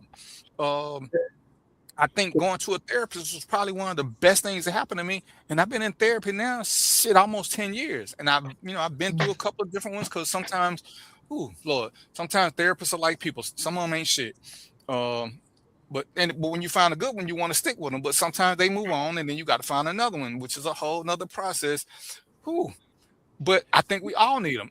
I think that, it bothers me when Black people always talk about reparations. No, we need affordable therapy in every community. We need that more than we need it. Having money is cute. Having a car with nice rims is cute. But if you are not mentally stable, none of that means nothing, because you're going to blow it on something. You're going to make mistakes that you don't know. You can't deal with your anger issues. You can't even deal with issues that you subconsciously hidden from yourself because you don't want to deal with them. Whereas a therapist will slowly drag them out of you. You're going to hate it for a month, 2-3 months. But if you stick with it, you will become a better person, because then you'll understand why you make certain decisions. You'll understand why you react to certain things, because now you can base them on something. And when the therapist proved that I was depressed, I had to stop fighting, because I'm like, I ain't depressed. You know what I'm saying? I got to worry about it. I got women here. I got money. I got a good job. And she was like, well, what about this? What about this? And I was like, okay, those are outliers. And she's like, no, you do these on a regular basis. Okay, well, I don't even like you. I'm not even coming back no more because you're full of shit. And, she made me take a test, and she's like, according to your test, you're clinically depressed. And I was like, well, shit, let me take the test again, because I didn't know that she was doing. And it's like, it's good, because friends will lie to you. Friends won't. Some friends won't give you the hard truth. Therapists ain't gonna lie to you like that. And I think I do think everybody needs it at some point, even if it's just a orientation to it, just to be able to talk to somebody who ain't gonna if you need money from me, you ain't gonna tell me nothing bad, because you care about what I feel or think. You ain't with the therapist ain't there for that, and I just think it makes a huge difference. And I think everybody needs it. And but you gotta know who you are. I'm sorry. Go ahead. Oh no, I'm just gonna say. So I had go ahead, Mark. You go first. Okay. So one thing I'm gonna say, DVP, what you said about men not knowing how to handle another man crying. If this is your friend, then they're gonna tell you why they're crying. And when they come to talk to you, they're gonna say, hey, this is what's going on. Or as a real friend, you're gonna say, hey, what's going on? Crying, nobody knows how to deal with it. I'm gonna say this. It's hard to deal with anybody that's crying until you figure out why they are crying. But if they're close to you, either you know what's going on or they're open to tell you what's going on. And you can be therapy to them. Because I know my friends, I vent to them, they vent to me. The people that I say are truly my friends. Now, people I know, I probably wouldn't know how to deal with them crying. But they just people I know. But friends, yes, I can talk to my friends. They gonna know what's going on with me, and I can, have this conversation and having somebody to talk to. But yeah, having somebody to talk to is therapeutic. It's therapy, Sometimes somebody just need to vent and get it out. So they need somebody to talk to. But as friends, and you have to be on a certain level to be able to talk to certain people. Mm-hmm. And don't remember, what I was saying is most time as men, when our friends come crying to us, most of us don't know therapy. Most of us, we panic at that because, other than a death, most of us have never had to we good with kids, we good with our woman. But when our dude, especially if we see him as a strong person, when he come crying, he need that. We don't know how to let guys cry on our shoulder. We can, like I said, you can let your son do it. Most of us have never done that because we've always taught to be strong, be this, be this, be this. Compassion ain't something we were taught with each other. We were taught to do it to our lady, to our kids. Whereas when women get together, when women cry, they can get together, they can sit, they can cry together. It's hard for a man to cry in front of another man and be vulnerable and need to lay his head on your shoulder, need that hug. Cause it's like, damn, I don't want to, I want to be soft. I got to be this. Whereas women don't have those restrictions because it wasn't even taught to them growing up. Women weren't taught to, hey, suck it up, man up, don't cry. What do we hear? What do we hear all growing up? The first time we fall, what do we hear? Stop crying. Be a man. Women don't hear that, so they can be free with their tears. We've never been allowed that. You can chop your hand off. First thing you're gonna hear is man up, man up. Women don't. A woman can chip her nail and they will let her cry. I heard. And it's like, so no, it wasn't no crying. It wasn't no crying with my.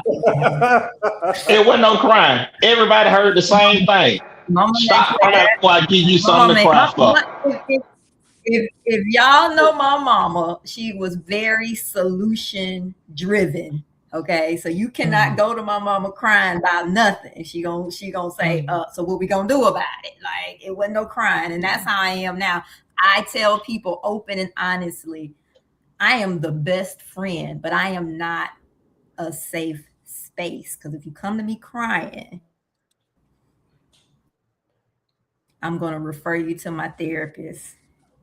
I'm not a safe space because, what are we going to do with this crying? Are we making a plan? Are we whipping ass? Are we like, what are we doing with this?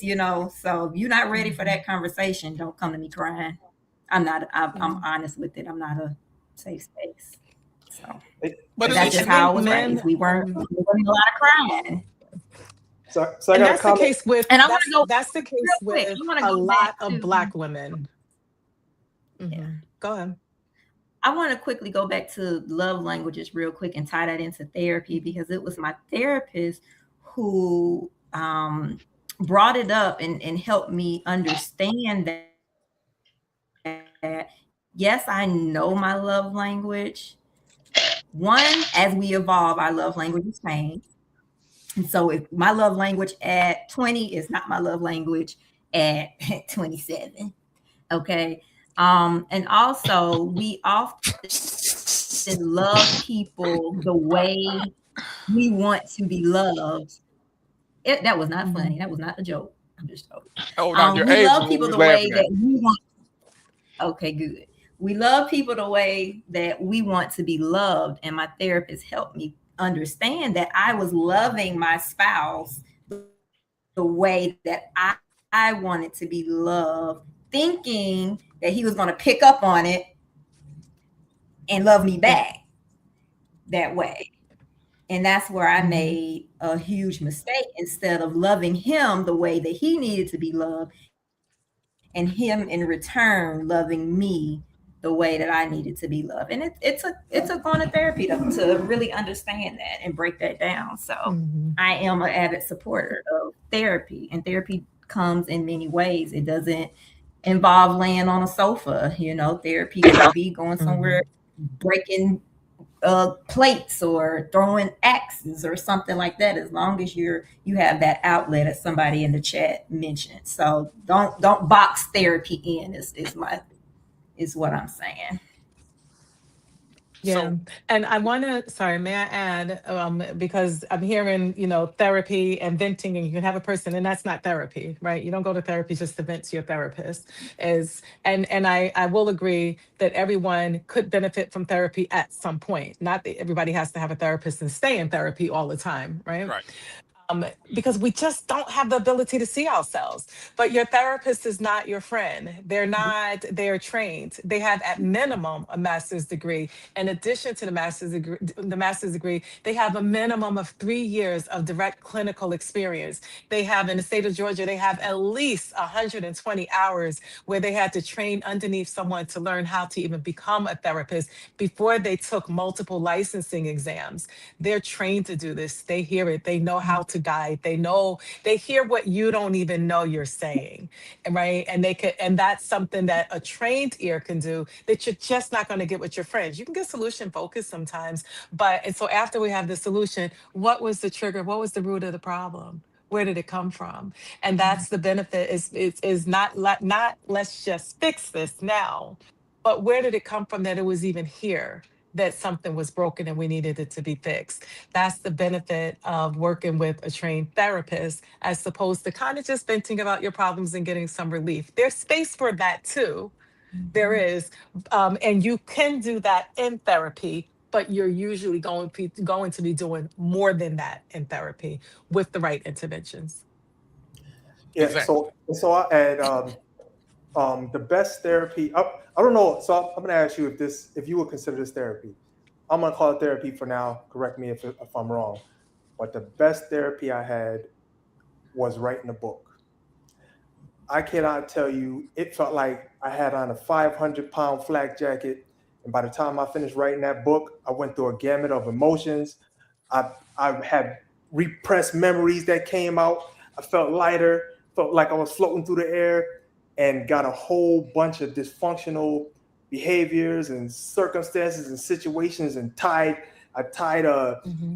issues that I couldn't figure out how to link them together. But by the time I finished the book, I had to do research to figure out, okay, so what happened over here? What happened over here? And then I finally tied them together. And when I finished that book, I can tell you, I can't explain it. I spoke to another therapist. He explained to me, but I can't tell you now. I know you know. But it was the best therapy I've ever had, and I never had professional therapy, but it was amazing. So writing a book and facing like your own story, your own autobiography, it does something. Maybe we'll get the explanation here. It's a therapeutic exercise, and it sounded like you had a really therapeutic exercise in writing that book, right? Like you had that therapeutic release. You was able to, see some things and get that off of you and process that through writing. It's a similar act as journaling, and I can take a walk. Love taking walks. One of my favorite things to do. And actually, the number one thing that I recommend for every single body who's in therapy and before you go to therapy is go for a walk, right? Because it's a therapeutic exercise. It gets you out of your head, gets you into your body. Your thoughts are able to flow freely, and then it helps you to get a different viewpoint that you might not get with the depressed mind sitting in a house where your own thoughts are bouncing off of your own wall. Right? So getting outside, it could be an exercise in therapy, and it could be a therapeutic intervention. And it sounds like writing the book was that.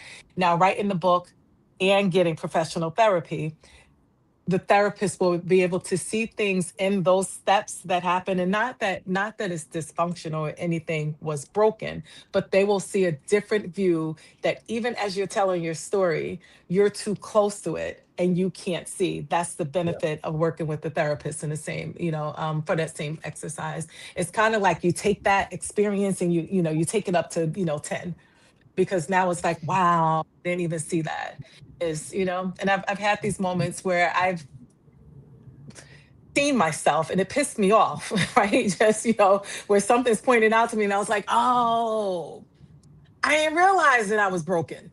Right. And then I'm sitting there just like pissed. Like I thought I was good. I thought I was secure. I thought I was healthy. I thought I had these great emotional, intelligence. No, clearly I don't. Yes, oh, that was trauma. Oh, that stuff left over from childhood. I didn't even know, because I'm functioning. I'm living life. I'm functioning. I take walks. take naps, I take showers, just, but I'm missing things that happen that are traumatic experiences that I don't even realize. And to And your that's what my point, therapist did.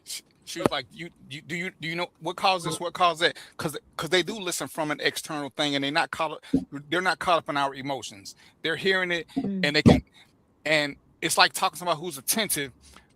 They notice the change in your voices, the change in your speech, the way your eyes move. They notice a lot of little things that your partners might not be paying attention to because they're not professionals. And Mo, you had said something, and we have to learn between what's therapy and what's therapeutic. Doing the depression show was probably one of the most therapeutic things I did. I hated it. And my friends who knew I was depressed, they was like, yo, you should do it because nobody would ever expect that you suffer from depression. You look the part. You look happy. You look this. You having fun as a bodyguard. You're doing this and this. Nobody would know what you're going through. But after I did the show, I could say that I had the best night's sleep for 2-3 nights in a row. I didn't have that same weight. I didn't have to hide the same secrets no more. It's out there now. And it's like, damn, I ain't got to keep acting like I'm Superman all the fucking time. Everybody think you, oh, dude, I'm tired. I don't know. I want to commit suicide. I don't have time to deal with your fucking problem right now. But I never knew that.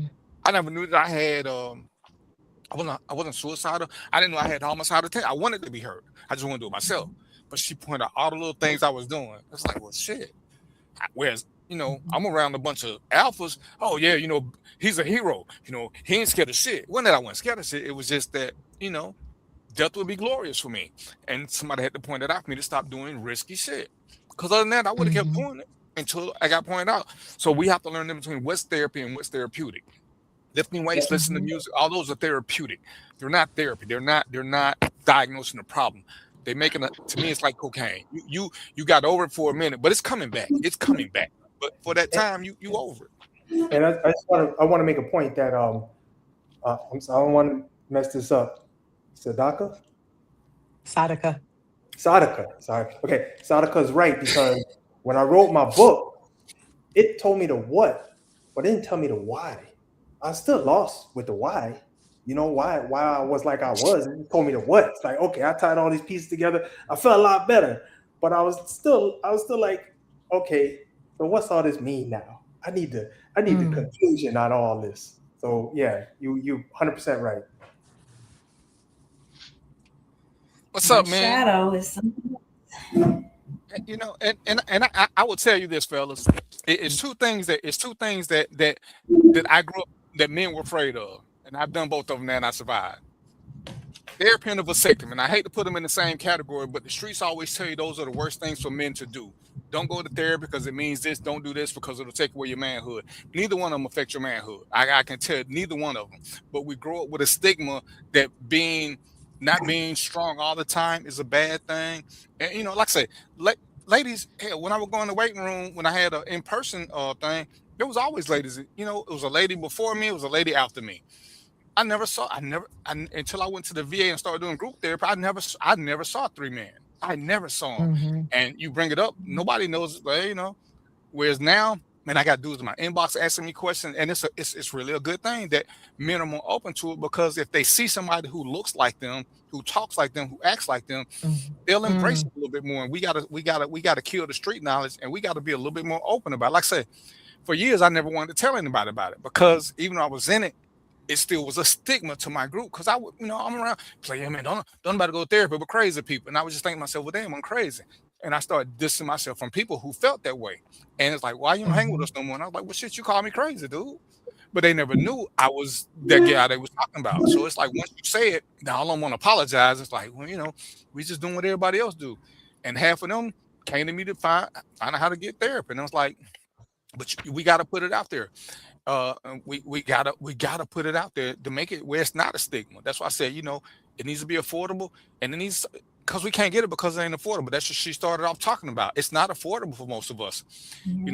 If I got a choice of paying the rent or taking 10% and trying to get therapy, I know what's gonna come. I'm paying the rent. I'm getting the groceries. Therapy ain't gonna happen if I gotta keep paying. If I don't have good insurance and I gotta pay $200, hell, if I gotta pay $100, even $50 for some people is a whole lot of money. And if it ain't affordable to us, we're only ruining each other. We're ruining our next generation. We're ruining our future, because we gotta get this therapy in. Like I said, it's cool to talk to people, but when you go to a professional and they give you some exercises, I know Doc pulled one on me, effective listening.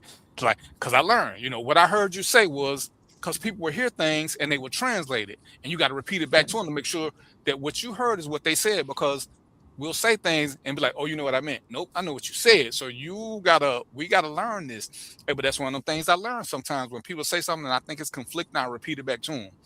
Is this what you're saying? So we can stay focused. And therapy does so much more, like I say, because it can help diagnose, it can help you look at things, you can start figuring out your own triggers so you know what to avoid, because if you don't know what causes it, you're gonna keep running back to the same thing over and over and over again. You're gonna just keep running to that little crack needle. You can't figure out why you're getting high, because you keep running to that same crack needle. Oh, it's the crack that's making, okay, so I gotta get the crack.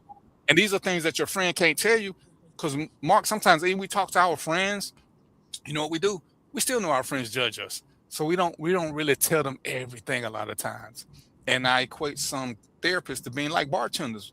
When you're a bartender, people will tell you the craziest shit because they don't know you and you don't know them. So it's like they'll tell you, hey man, I did the therapist. That's why I respect all of y'all, because people tell y'all some shit because they don't know you. And y'all just gotta sit there with a straight face and be like, oh, yeah. I've heard people come off. We don't sit with a straight face anymore, though. That's old school therapy. We don't have neutral faces. No, I'd be like, girl, Doc, no. So Doc, you don't be like, I always get people come in and tell me they just killed 12 people. So yeah, so what else? It's like, oh shit, he said he killed 12 people. We're gonna make sure we keep. You tell me you killed 12 people. I'll be like, you killed 12? That's what you're gonna get from me. 12? Okay. Hey, so DVP, When was this? So I got an analogy for what you just said, because my wife used to tutor, right? And we had scientists, we had engineers, we had doctors bringing their kids to the tutoring center. And I'm thinking, this don't make no sense. Why is a doctor, a scientist, and an engineer bringing their kid to the, you already know I'm going, Hassan. You already know I'm going. Why are they bringing their kids to the tutoring center? And the whole, I figured it out later. I was just like, you need an arm's length approach in order to teach the child, because they don't listen to the direct parent, to the person that they live with, the person they see every day. You need an arm's length approach. That's why you need a damn therapist. You can't talk to the people you live with. You can't talk to your friends. You need to, it's got to be this. There's got to be some separation.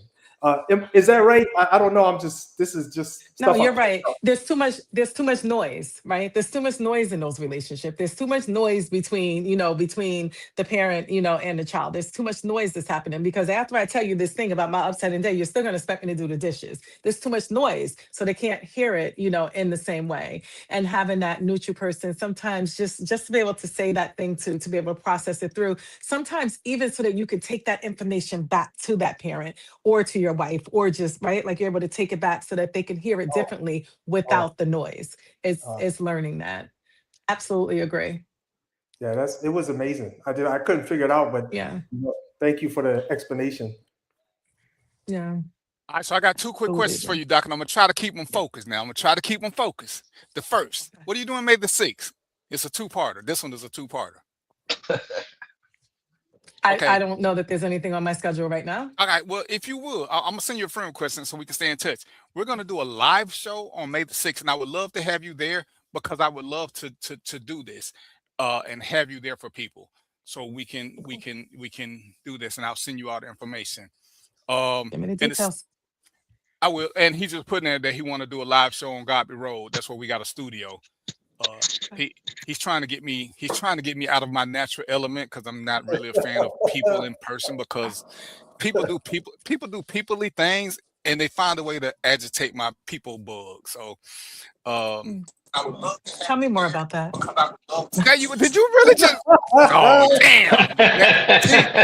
Hey, now I gotta block the Doc. You know what I'm saying? I was so trying.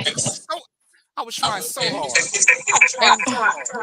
do you think about going to therapy? DVP froze up. Did I freeze? Yeah. Oh no, you good. You're good. You're back. Yo, Doc, what do you think couples should go to therapy?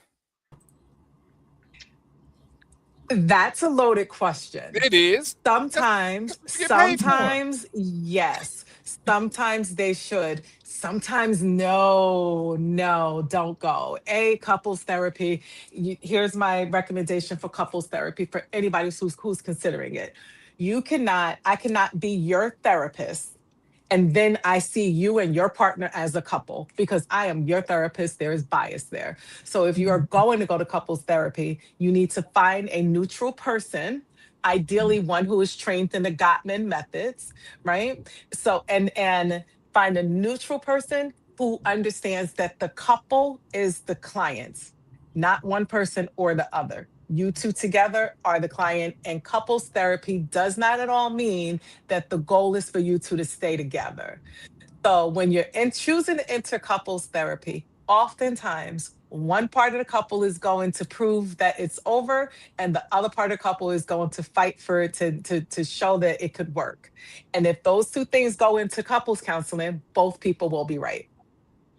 It's not very effective if you're not both interested in doing something to benefit the relationship, and whether that means staying together. But you got to be willing to do the exercise and follow the recommendations and look at your stuff.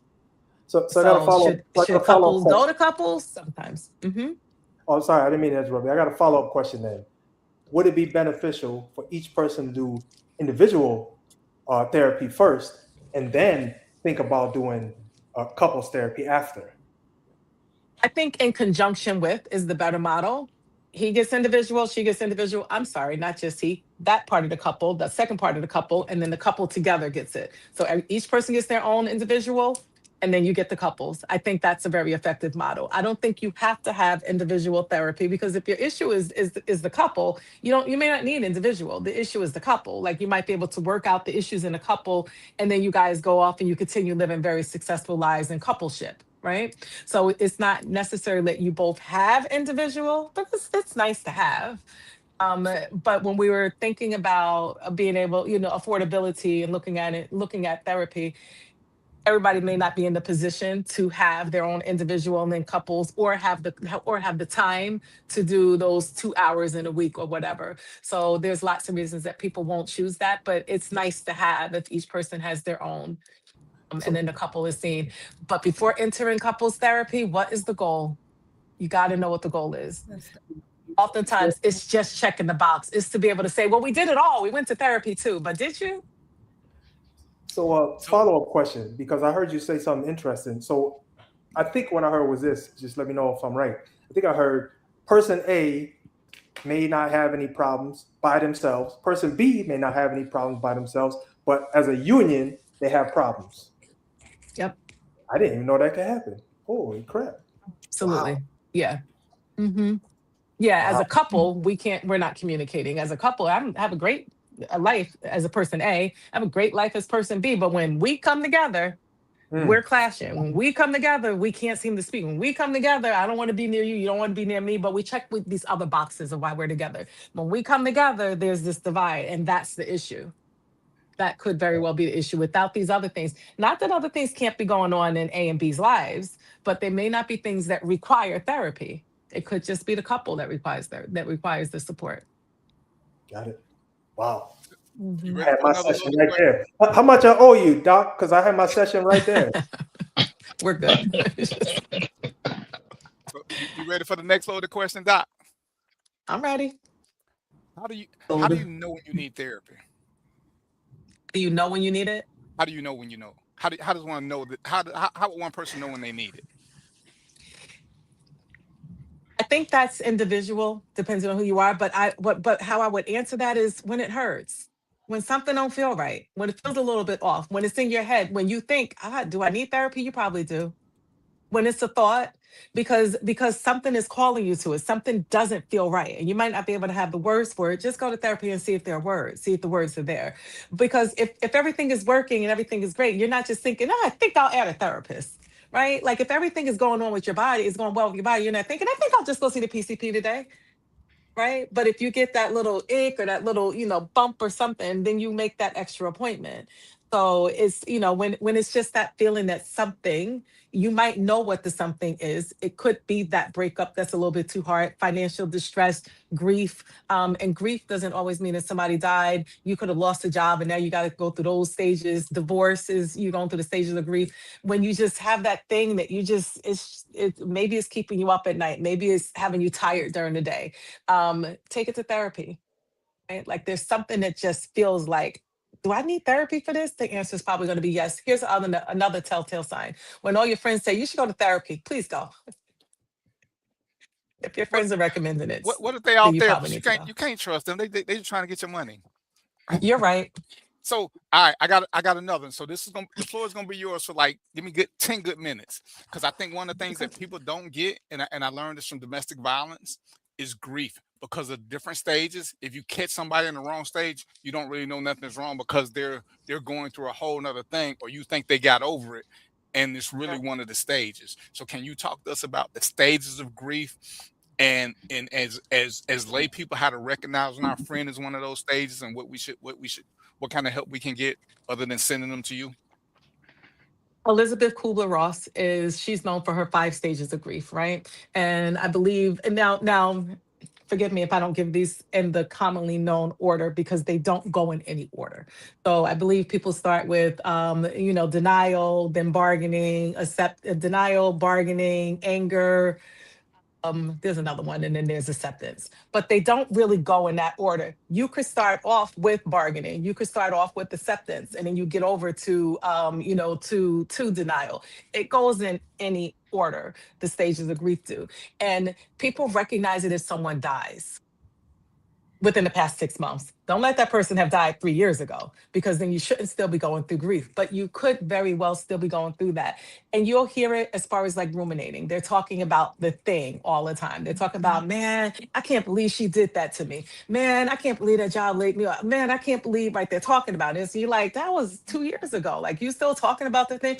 Man, I can't believe that car and I had to get a new transmission. Just, are you mourning the loss of that thing?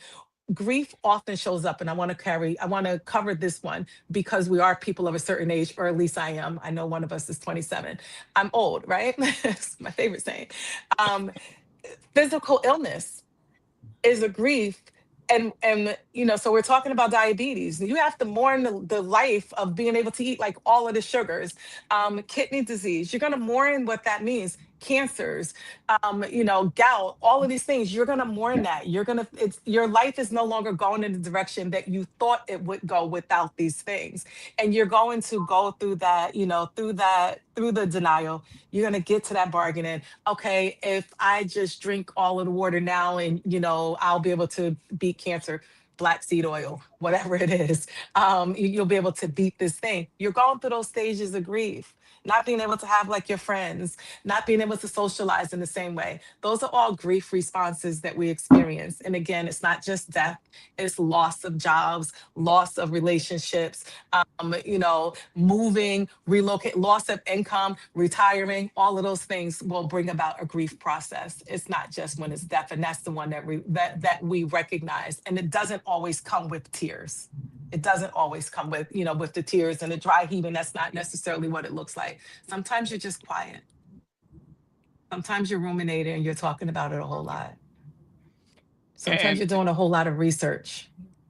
Right. And it doesn't always have to revolve around death. And I think that's the biggest thing where people get lost. There are different things, like I say, and until sometimes people and there's no order, because usually they say acceptance is the last thing. But sometimes people are people. They didn't read the book, so they didn't know they were supposed to go like this, and this. There are people who I know that have accepted death early. Yep. But the lingering effects just kept coming and kept coming. Because we all know that death is inevitable. We all know this. And so it's like, oh yeah, I was ready for it. And one day you hear that song and you're crying like a baby and you can't figure out why. And it's like, man, what's wrong with me? Well, you fooled yourself into thinking it's because, like, as men, we're supposed to be strong. We're supposed to be strong. We put on this tough facade, but sometimes your body get tired, and again, one of the things she said is when you find yourself getting sick and you don't know why, a lot of times it's self-induced sickness because we're straining our body and don't know it. And it's all there. Mhm. And you need somebody to tell you this. And like I say, your Right.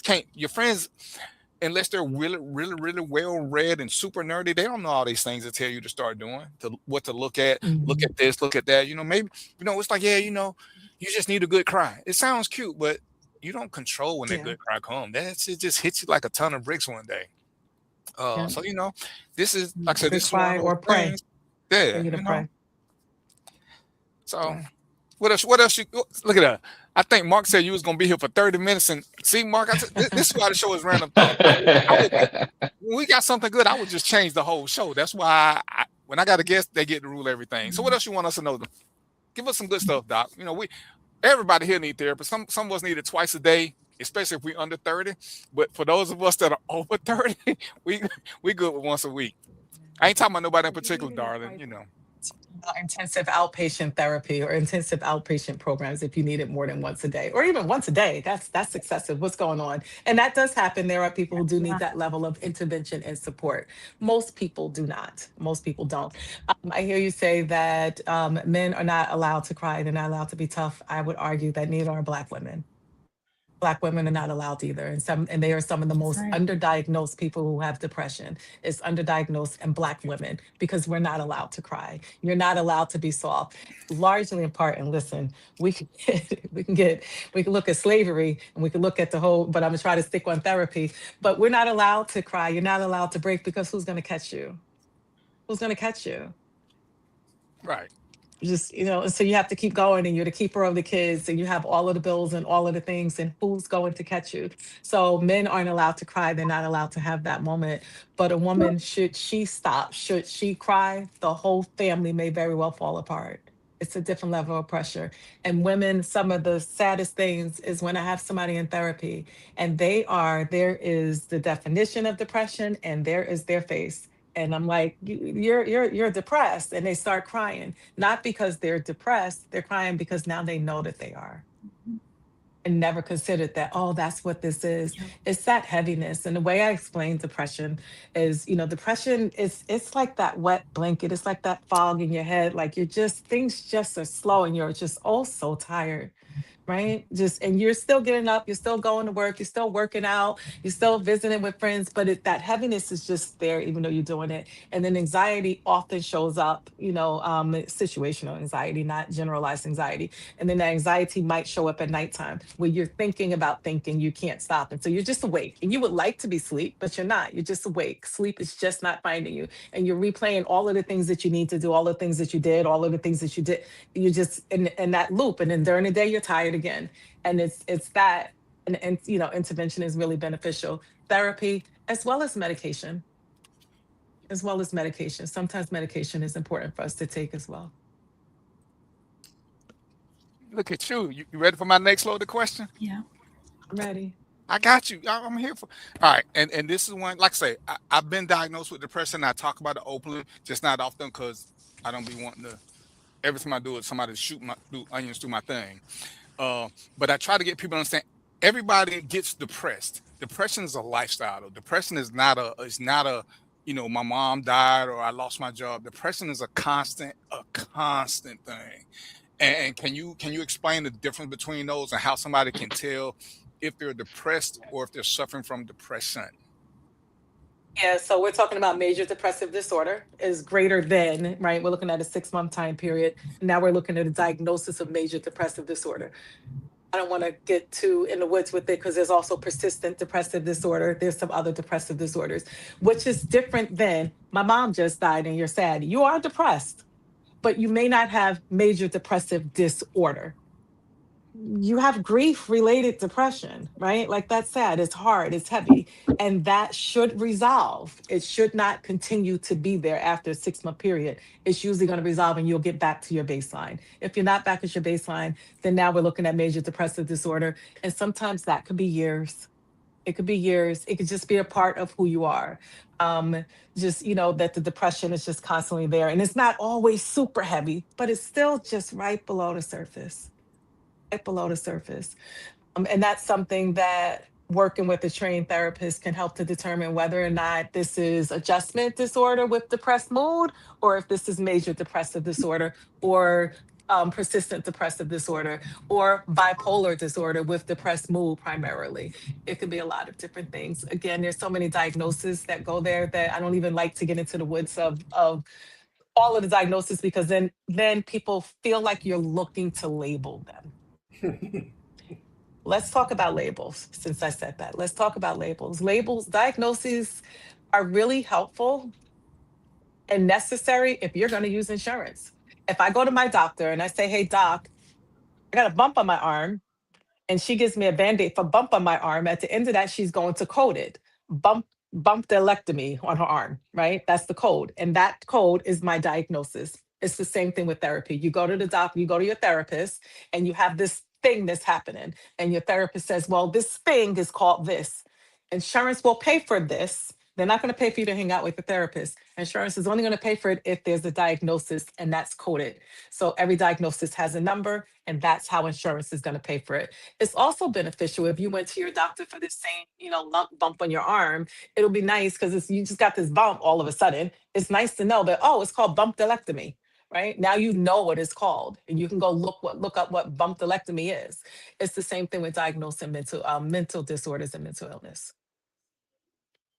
It's nice to know what it is so that you can know how to treat it. And there's a different treatment for the different things. When we're looking at depression, making mood independent choices, doing the opposite how you feel. Your body's going to tell you, your mind is going to tell you, you don't want to shower. Just stay in bed. Go take a shower. Use some soap. Do it anyway. It's going to be like, you don't really need to go out today. You can go out tomorrow. Get dressed. Go out anyway. Go for that walk that I recommended earlier. Make those mood independent choices and see what that does to improve your overall depressed mood. Yeah, and I'm gonna ask this question. I'm gonna go because I see this and I just want to ask this question. So with that, people have to take the initiative on their own, right? I'm assuming that you making a suggestion and telling them to do it, maybe that's a part of it, but overall, people must take the initiative on their own in order for it to be effective. Would that be true? Yeah. Correct. Yeah, they have to be activated in order to follow. You have to be willing to follow it, right? But in therapy, the way that my approach to therapy is not punishment, right? I'm going to invite you to this thing. Might you be open to trying it? And you say, no, okay, let me find something else that you might actually do.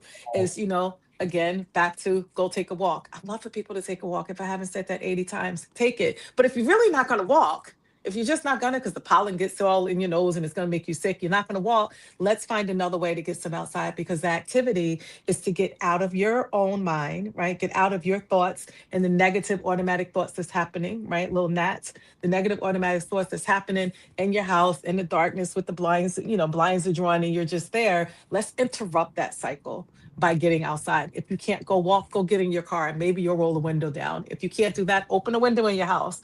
Go sit out on your deck for a couple of minutes, wear a mask if the pollen bothers you. Let's find a way to still get that thing that's going to be beneficial. Let's find a way to get it done. But ultimately, the person has to be willing to take some step, because nothing changes if nothing changes. There has to be some step, even if it's small, at some point. Yeah. You talked about labels, and where you at? I gotta make sure you ain't sitting up on me because I don't trust you now. When I was going through my, and I would tell people once there you go, sit back, doc, stop playing with me, stop playing. Once it was explained to me, and most people know who I am. I'm a pretty open guy, except for my depression. I always lied about it, and I would lie about being in a bad space. So, from a label standpoint, did that mean I had two personalities? Because, even DVP is a personality. I'm nothing like this in person. Did my depression create DVP and these other outlets for me to be able to cope with life and situations on a regular basis? That's not, no, we're talking, no, that's not an additional, that's not a personality.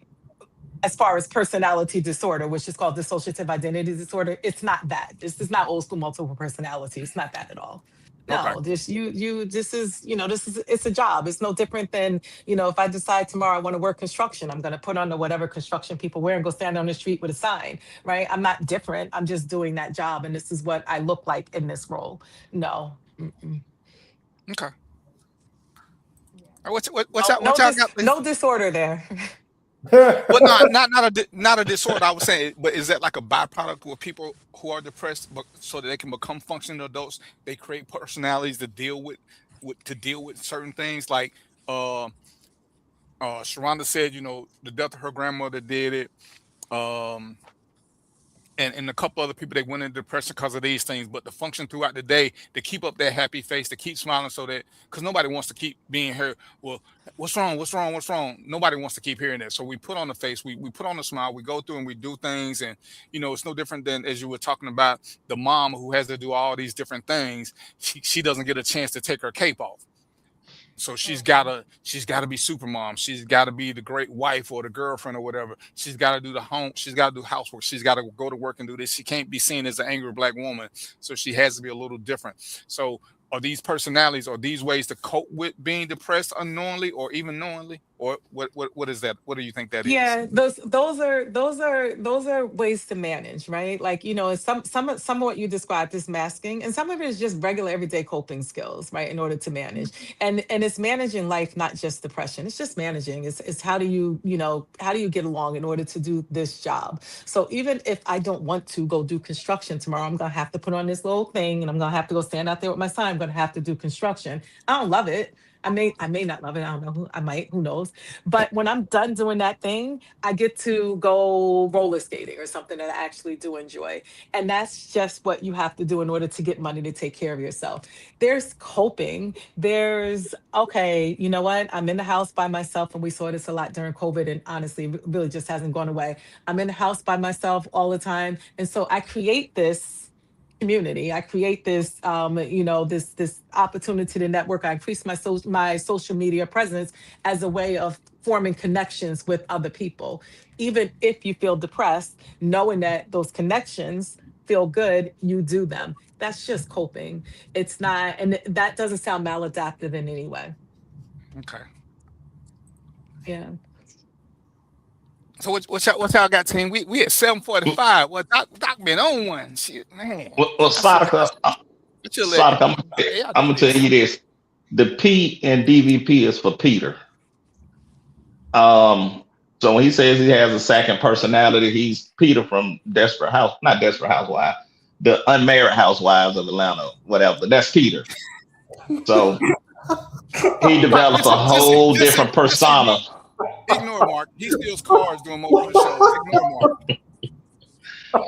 Ask him what does the P stand for, DVP? No, you got to say what does DVP stands for, not the P. It's DVP. Oh, what DVP stand for? It stands for Darren versus Peter, because there was exactly. People thought I looked like him, but he got bad credit and people want to beat him. I'm not him. You are him. So that was just. It was an easy something to come up with. I ain't have to come up with a nickname. So I ain't telling y'all my street names. That's something totally different. So I got a question. I don't know if this is still prevalent. Thank you. Yeah. I don't know if this is still prevalent, but there was a time, and it might still be prevalent, but there was a time where there was a stigma about getting therapy. We in the hood, we used to call people crazy. You call people crazy, this and that. Now nobody want to go get fixed. If I could use that word. Nobody want to go get help. Nobody want to go get, support for what they're going through. I don't know if that same thing is still going on, and if it is, what are some ways to help people get by that? Yeah, I think it's changing for sure. We have to stop saying that it's a stigma, right? Like, it's a stigma because we keep saying it's a stigma.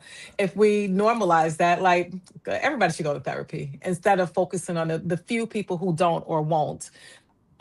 I think it'll continue to go away. But if you are scrolling on TikTok, I don't know if y'all TikTok at all, or whatever your SM status are, social media statuses are, people are talking about their therapists. They're talking about therapy. There's, posts, and everybody's just like, yes, with my therapist, I went over this.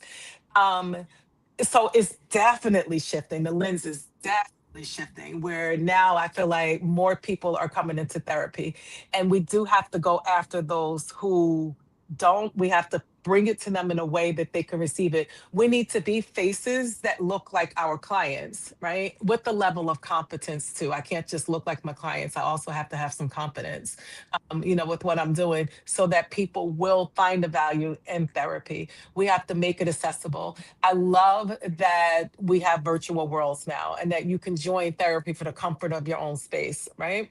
I love that, because it's not one more thing that you have to do. If you're depressed, the last thing you want to do is get in your car, schedule an appointment, get in your car, drive over there, wait in the waiting room. That's too many things that's going to make you turn around and go home, right? Or just end up canceling. But with virtual spaces, it's allowed more people to access it. This also takes away that shame, because no one sees you going into your therapist's office. No one sees you in that certain little downtown, that certain little spot down on Peachtree Road. No one sees you, and they have to wonder why you're down here. And it's because you can join right from your phone. You can do it from your car, of course. You could do it from your car, not even in the household, in case somebody might hear you. You can do therapy. And so with it being more accessible, and then with therapists that look like you, I think that's the key, that more people are coming into therapy. And I can't stress enough the level of competence. There has to be competence. You have to get a therapist who understands what's happening and knows how to guide you. Absolutely. So how do we know when our kids need therapy? I'm sorry, say that again. How do we know when our kids need therapy? What's something we should be They're looking hurting. Yeah, the sadness, the withdrawal, the not enjoying things that they used to enjoy. Listen to their language, watch their social media posts, talking about being dead in the future. Definitely, the way that they're eating could change, not wanting to do like their sports that they were doing before, changes in grades. So many things. It shifts. And before you send them to therapy, you should talk to your child. Hopefully y'all have that rapport and say, hey, listen, what's going on with you? I'm concerned about you. I'm concerned about you. And I know that one of the things that parents often believe is that they have a really close relationship with their kid, and they probably do, but your child's not going to tell you either with the closest of relationship, because they don't want to hurt mom or dad. So they may not be telling you. If that's the case, express your concern. I'm concerned about you. Just, and therapy is really beneficial. So I'm just going to schedule an appointment. Not much different than you schedule an appointment for them if they break their foot. You schedule an appointment, get them to the therapist. The therapist will take it from there. Often it's said that my child's not going to talk. They're not going to talk to a therapist. The therapist got it. Therapists who work with children, they know how to get your child to engage. They'll also let you know that nothing's happening here, and that they're, the child can stop coming. Yeah, definitely.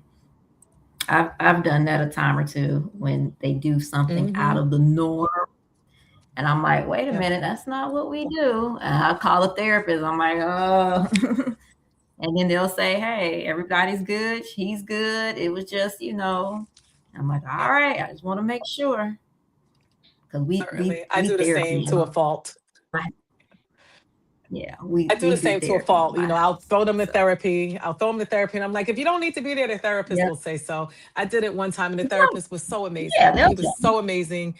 He called me afterwards, and he was like, Sadaka, how about you do a couple of sessions with me? I was like, okay, I clearly hear that the kids are fine. I was like, he's like, it's not them. We'll do therapy together.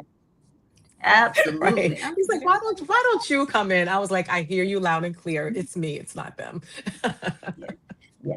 I asked my therapist, I was like, how do you have a therapist? And I found out that most therapists have a therapist. So that makes me feel really good, because I'm like, how do y'all sit here and listen to all of this and process it while maintaining your own life and issues that may arise, So I applaud it. I'm an advocate. We are trained for this. We are built for this, right? And the only way that I can describe it is it's not our stuff. It's not ours to hold. So No. the way that you feel it, we hear it. We don't feel it how you feel it, and if we do, then we're not going to be very effective for you. As you know, Mhm. and let me also share that we think about you all when we're not in session. We think about you. We wonder whether or not the date went well. And when you discharge, we Yeah. wonder like, okay, how did your life turn out? We do. We're not just Yeah. like, okay, the relationship is done, Yeah. because it is a relationship, and so we do wonder. We'll never reach out to you. But we think about you on your birthday sometime, Yeah. and we might want to say happy birthday, Yeah. but we can't. Is and Yeah. so it's a relationship both ways. That is true. I had an Mhm. odd attachment to my therapist to the point where she popped up in my dream. And I was like, wait a minute. Okay, I'm going to see this lady too much. Because why Right. are you in my dreams? Right. Yeah. Sweet as can be. But I think I just looked at her as a useful, I don't want to say tool Mhm. because that's so impersonal, but she helped me get through one of the toughest times of my life. And it's like there's Mhm. this attachment. Now I'm looking at you like a sister girlfriend, I love Yeah. you. Like I want to give you a hug, and I know I can't give you a hug, but you really You got can me off hug the your ledge therapist. a couple times. Yeah. You can hug No, your she was therapist if you fine. I see can't hug them. my If therapist. you okay. I'll say if you see your therapist out in the community, you can speak to your therapist. Your therapist Yeah, should not speak to you. It's just, but if you go up to yeah, her and be like, hey, and even then she's gonna be like, hi.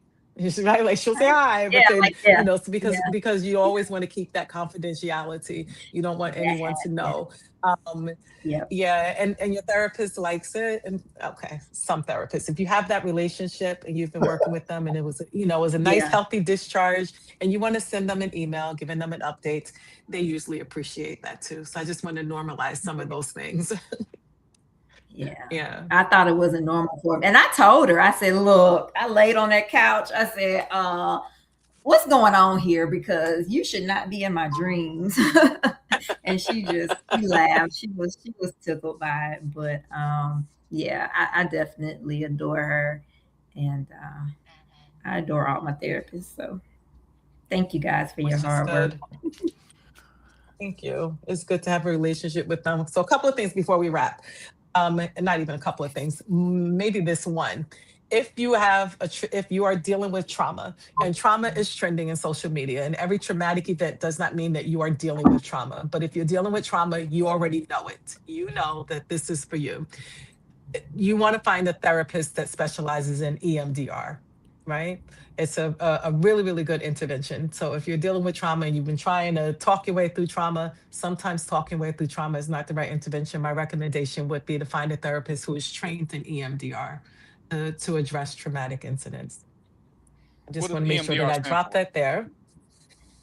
A movement desensitization and reprocessing. And it's a series of there's a lot of psychobabble that goes behind it, but it's really effective with treating trauma in a very short period of time.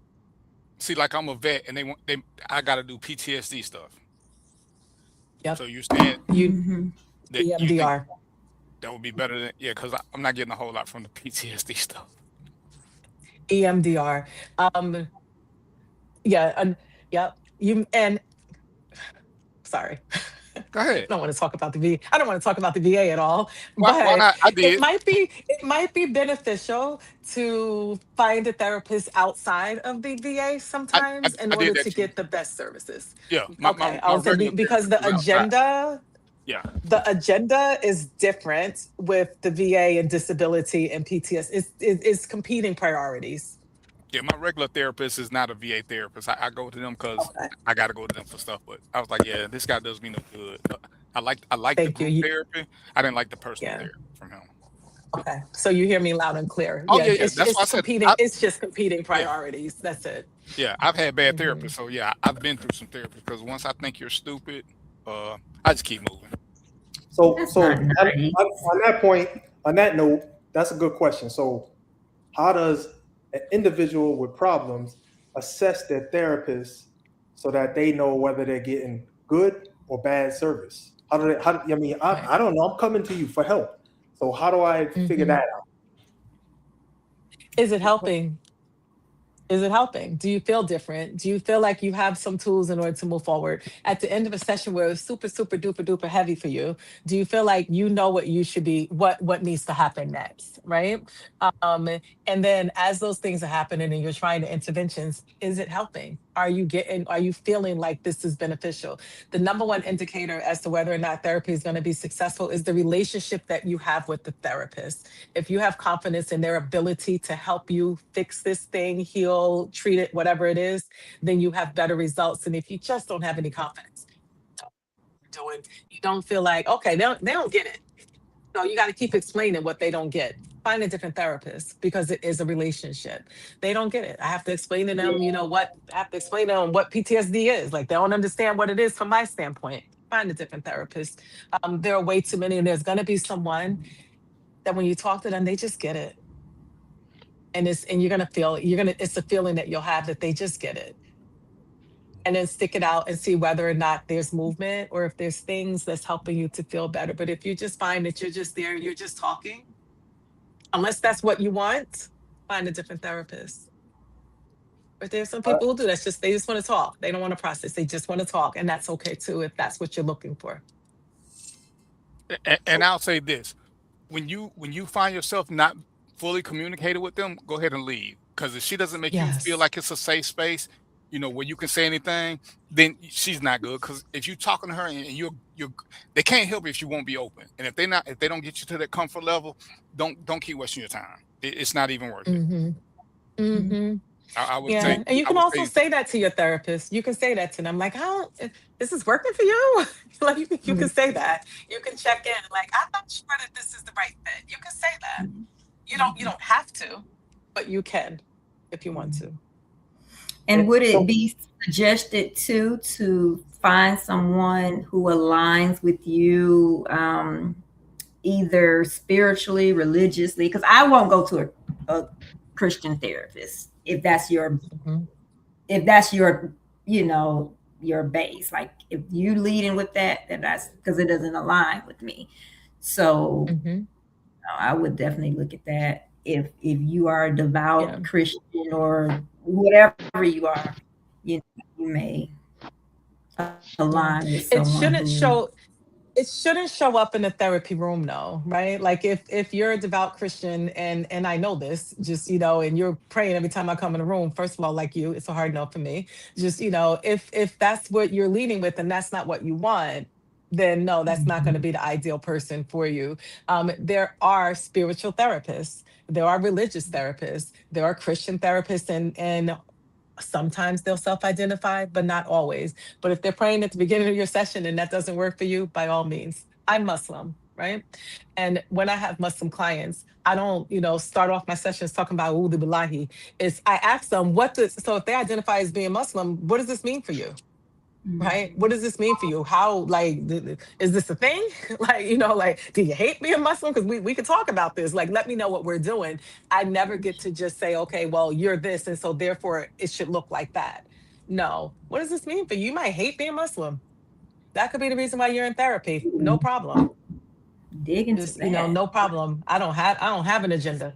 I don't have an agenda, but there are people who do. I do get complaints of people who switch therapists because they identify as Christian usually, and now their therapist is constantly praying and speaking Christianity, and it's not what they want, and so they usually sneak out. They just sneak out. They just stop going.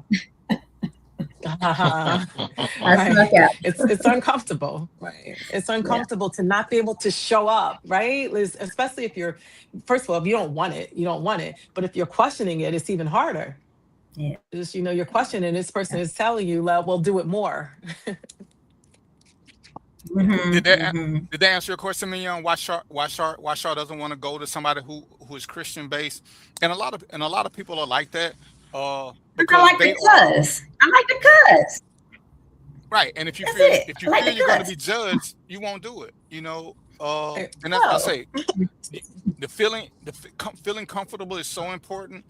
And like I say, I can speak on mine. Like I missed a therapy session because I knew I was going to do something I didn't want to tell my therapist, and I told her I would never lie to her. I just won't talk to you.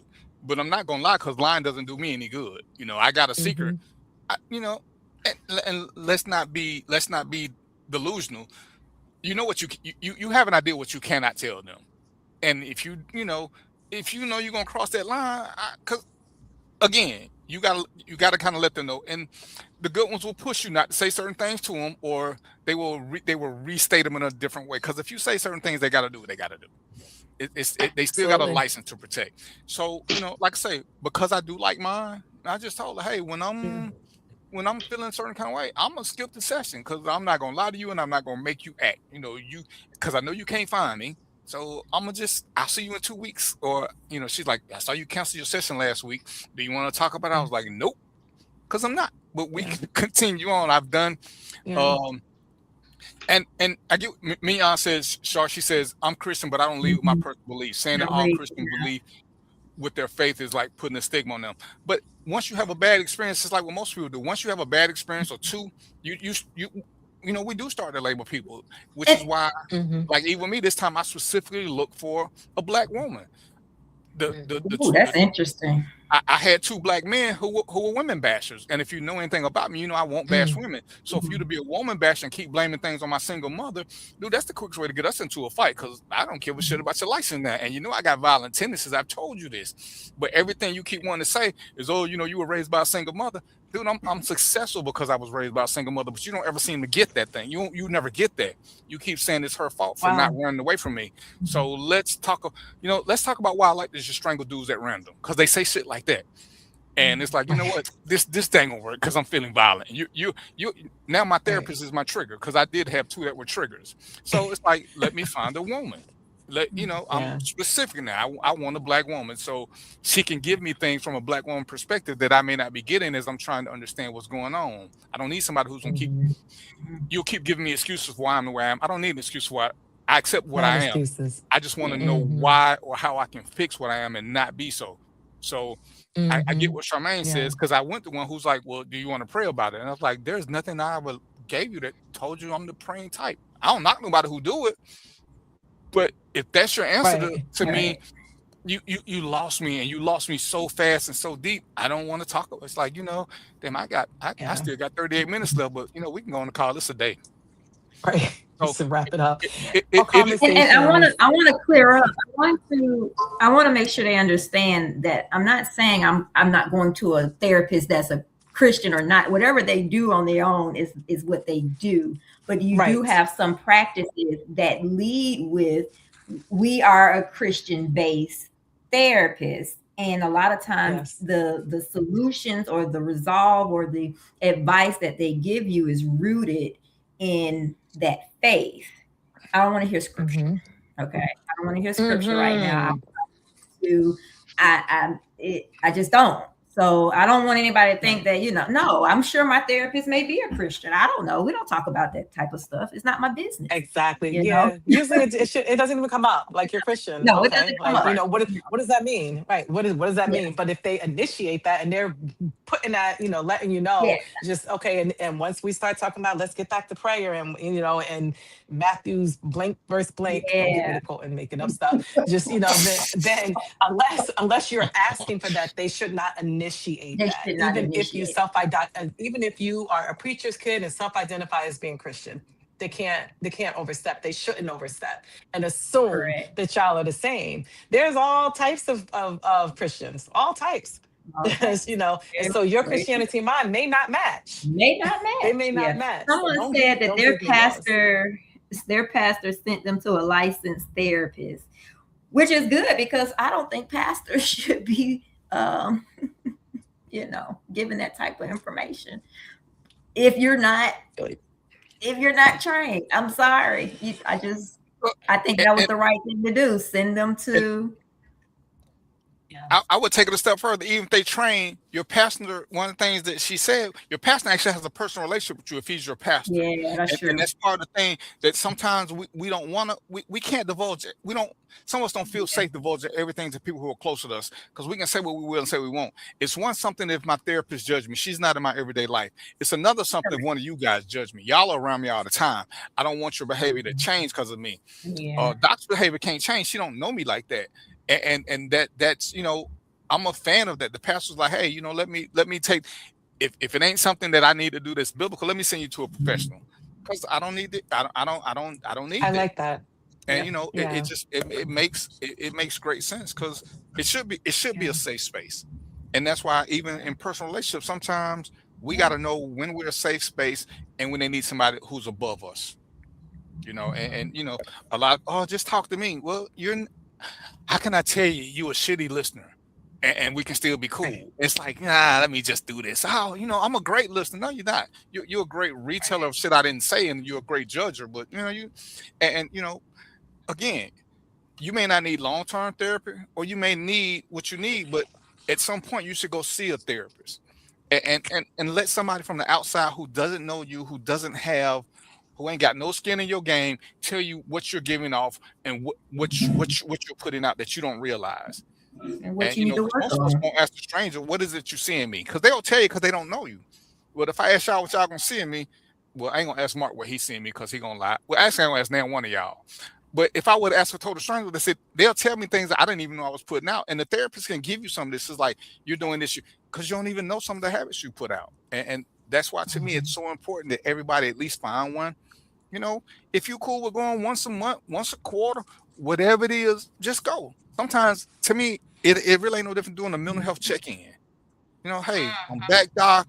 I just want to make sure, you know, I had a couple of incidences. I want to make sure that, you know, before, you know, we keep getting treated after the damage is done. Some things can be prevented. And you I know, like that. especially as Black people, if the more we got into preventive maintenance, the easier some of our lives would be.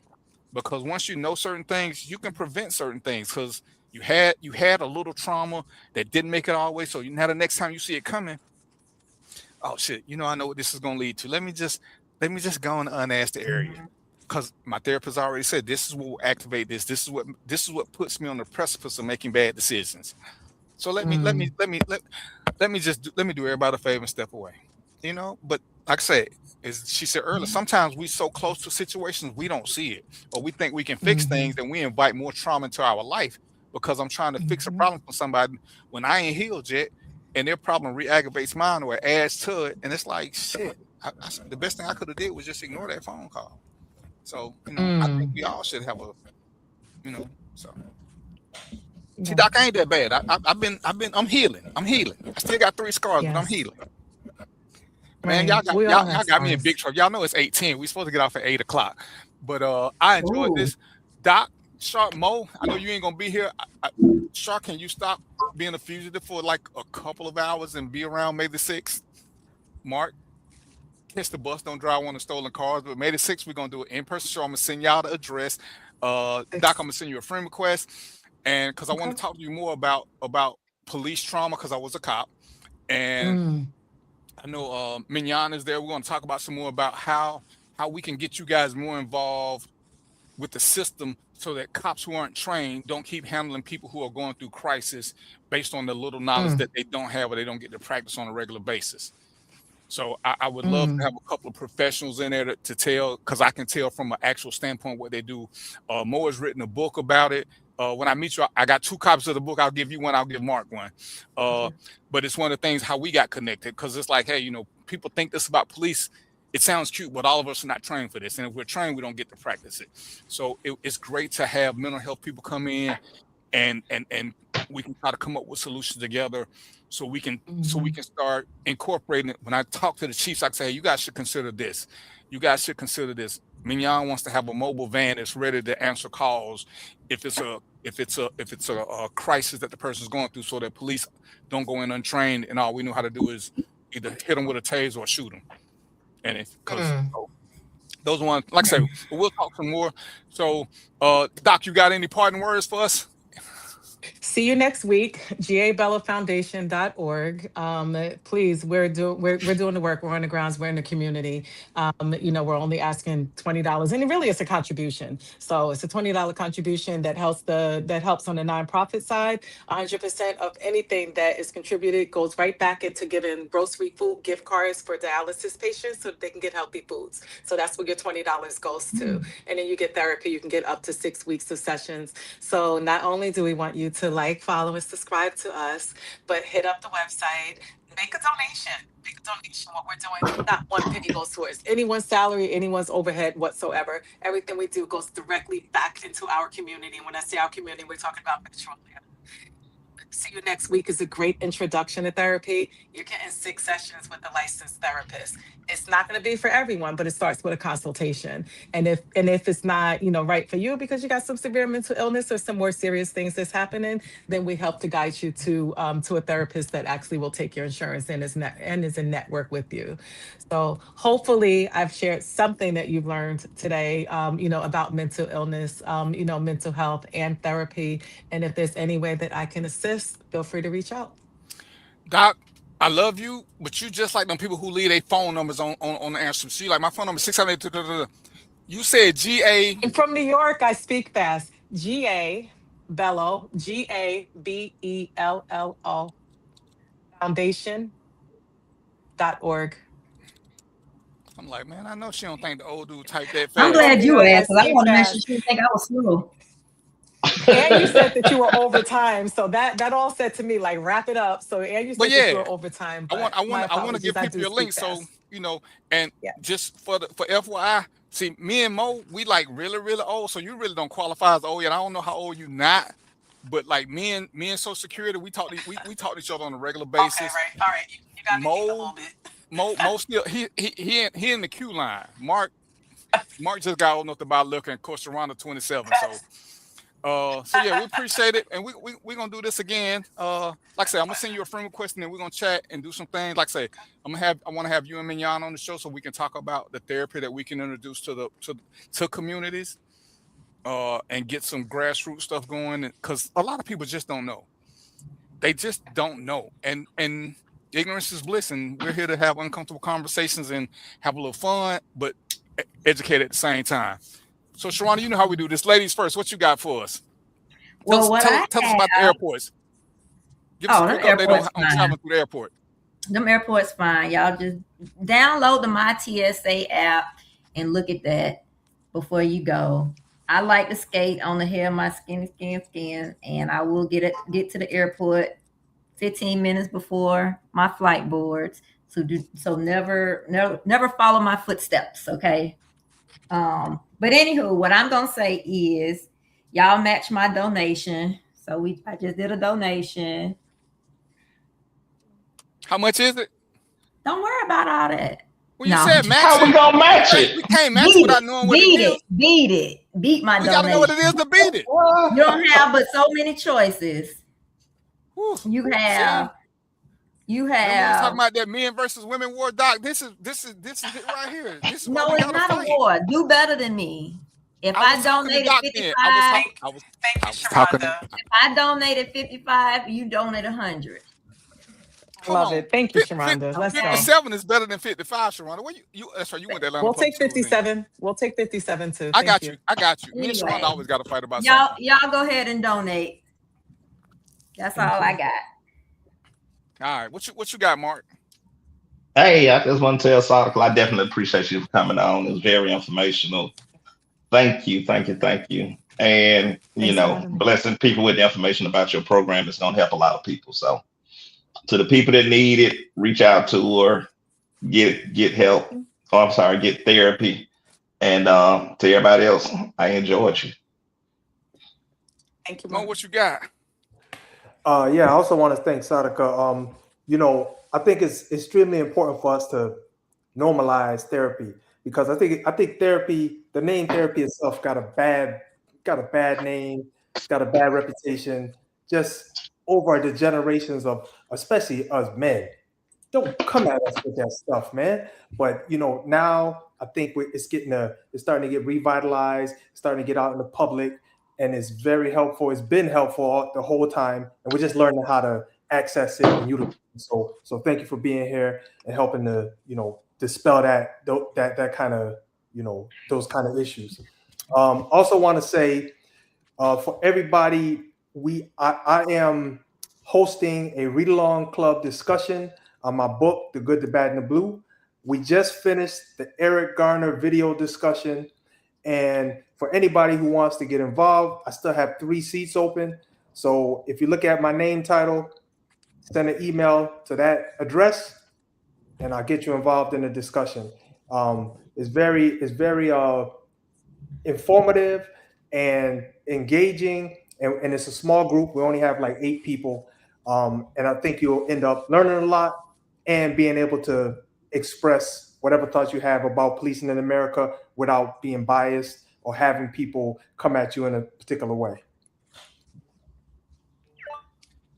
All right, and I'm DVP. This is Random Thoughts. We're gonna be back. We're gonna do it again. We're gonna have Doc here. We're gonna go over some more stuff. Hopefully get this live show. I'm gonna make some posts and talk to Roy and confirm everything. But he wants to do it on the 6th of May, which is of course is a Wednesday. But we're gonna keep doing what we do. We're gonna have uncomfortable conversations. Hope we're gonna have fun. We're gonna do some learning, and send your questions. If you got more questions for Doc, I'm gonna have her back on the show again. But send your questions if it's something that y'all want to talk about in the future. Y'all know, send it to me, send it to one of the co-hosts, and we'll find some experts. And we're gonna even ask her if when she got time to come back and talk about some relationships and other stuff, because maybe some of this that we're having problems with is because we have undiagnosed trauma. We just don't realize it. And like I said, it's okay. It's okay. We just gotta recognize, as G.I. Joe said, knowing is half the battle. And once you know what's wrong, or once you know something is wrong, it's easier to fix. But when you're in denial and won't accept it, I mean, I didn't accept mine for the longest. And when I did, like I said, acceptance, that grief stage, once I accepted it and talked about it, I felt a whole lot better. And again, as a matter of fact, next time we come back, I know something we're gonna talk. I'm gonna send you an inbox, Doc. But until next week, y'all know what it is, right? Peace, popcorn, and chicken grease. Char, Mo, Mark, I need for y'all to stay after the show. And we out. But I got you. So, Doc, accept my friend request when I send it. Don't act like, who is this dude? Will do. Thank you. All right. Bye, guys. Everybody have a Thank great you. week.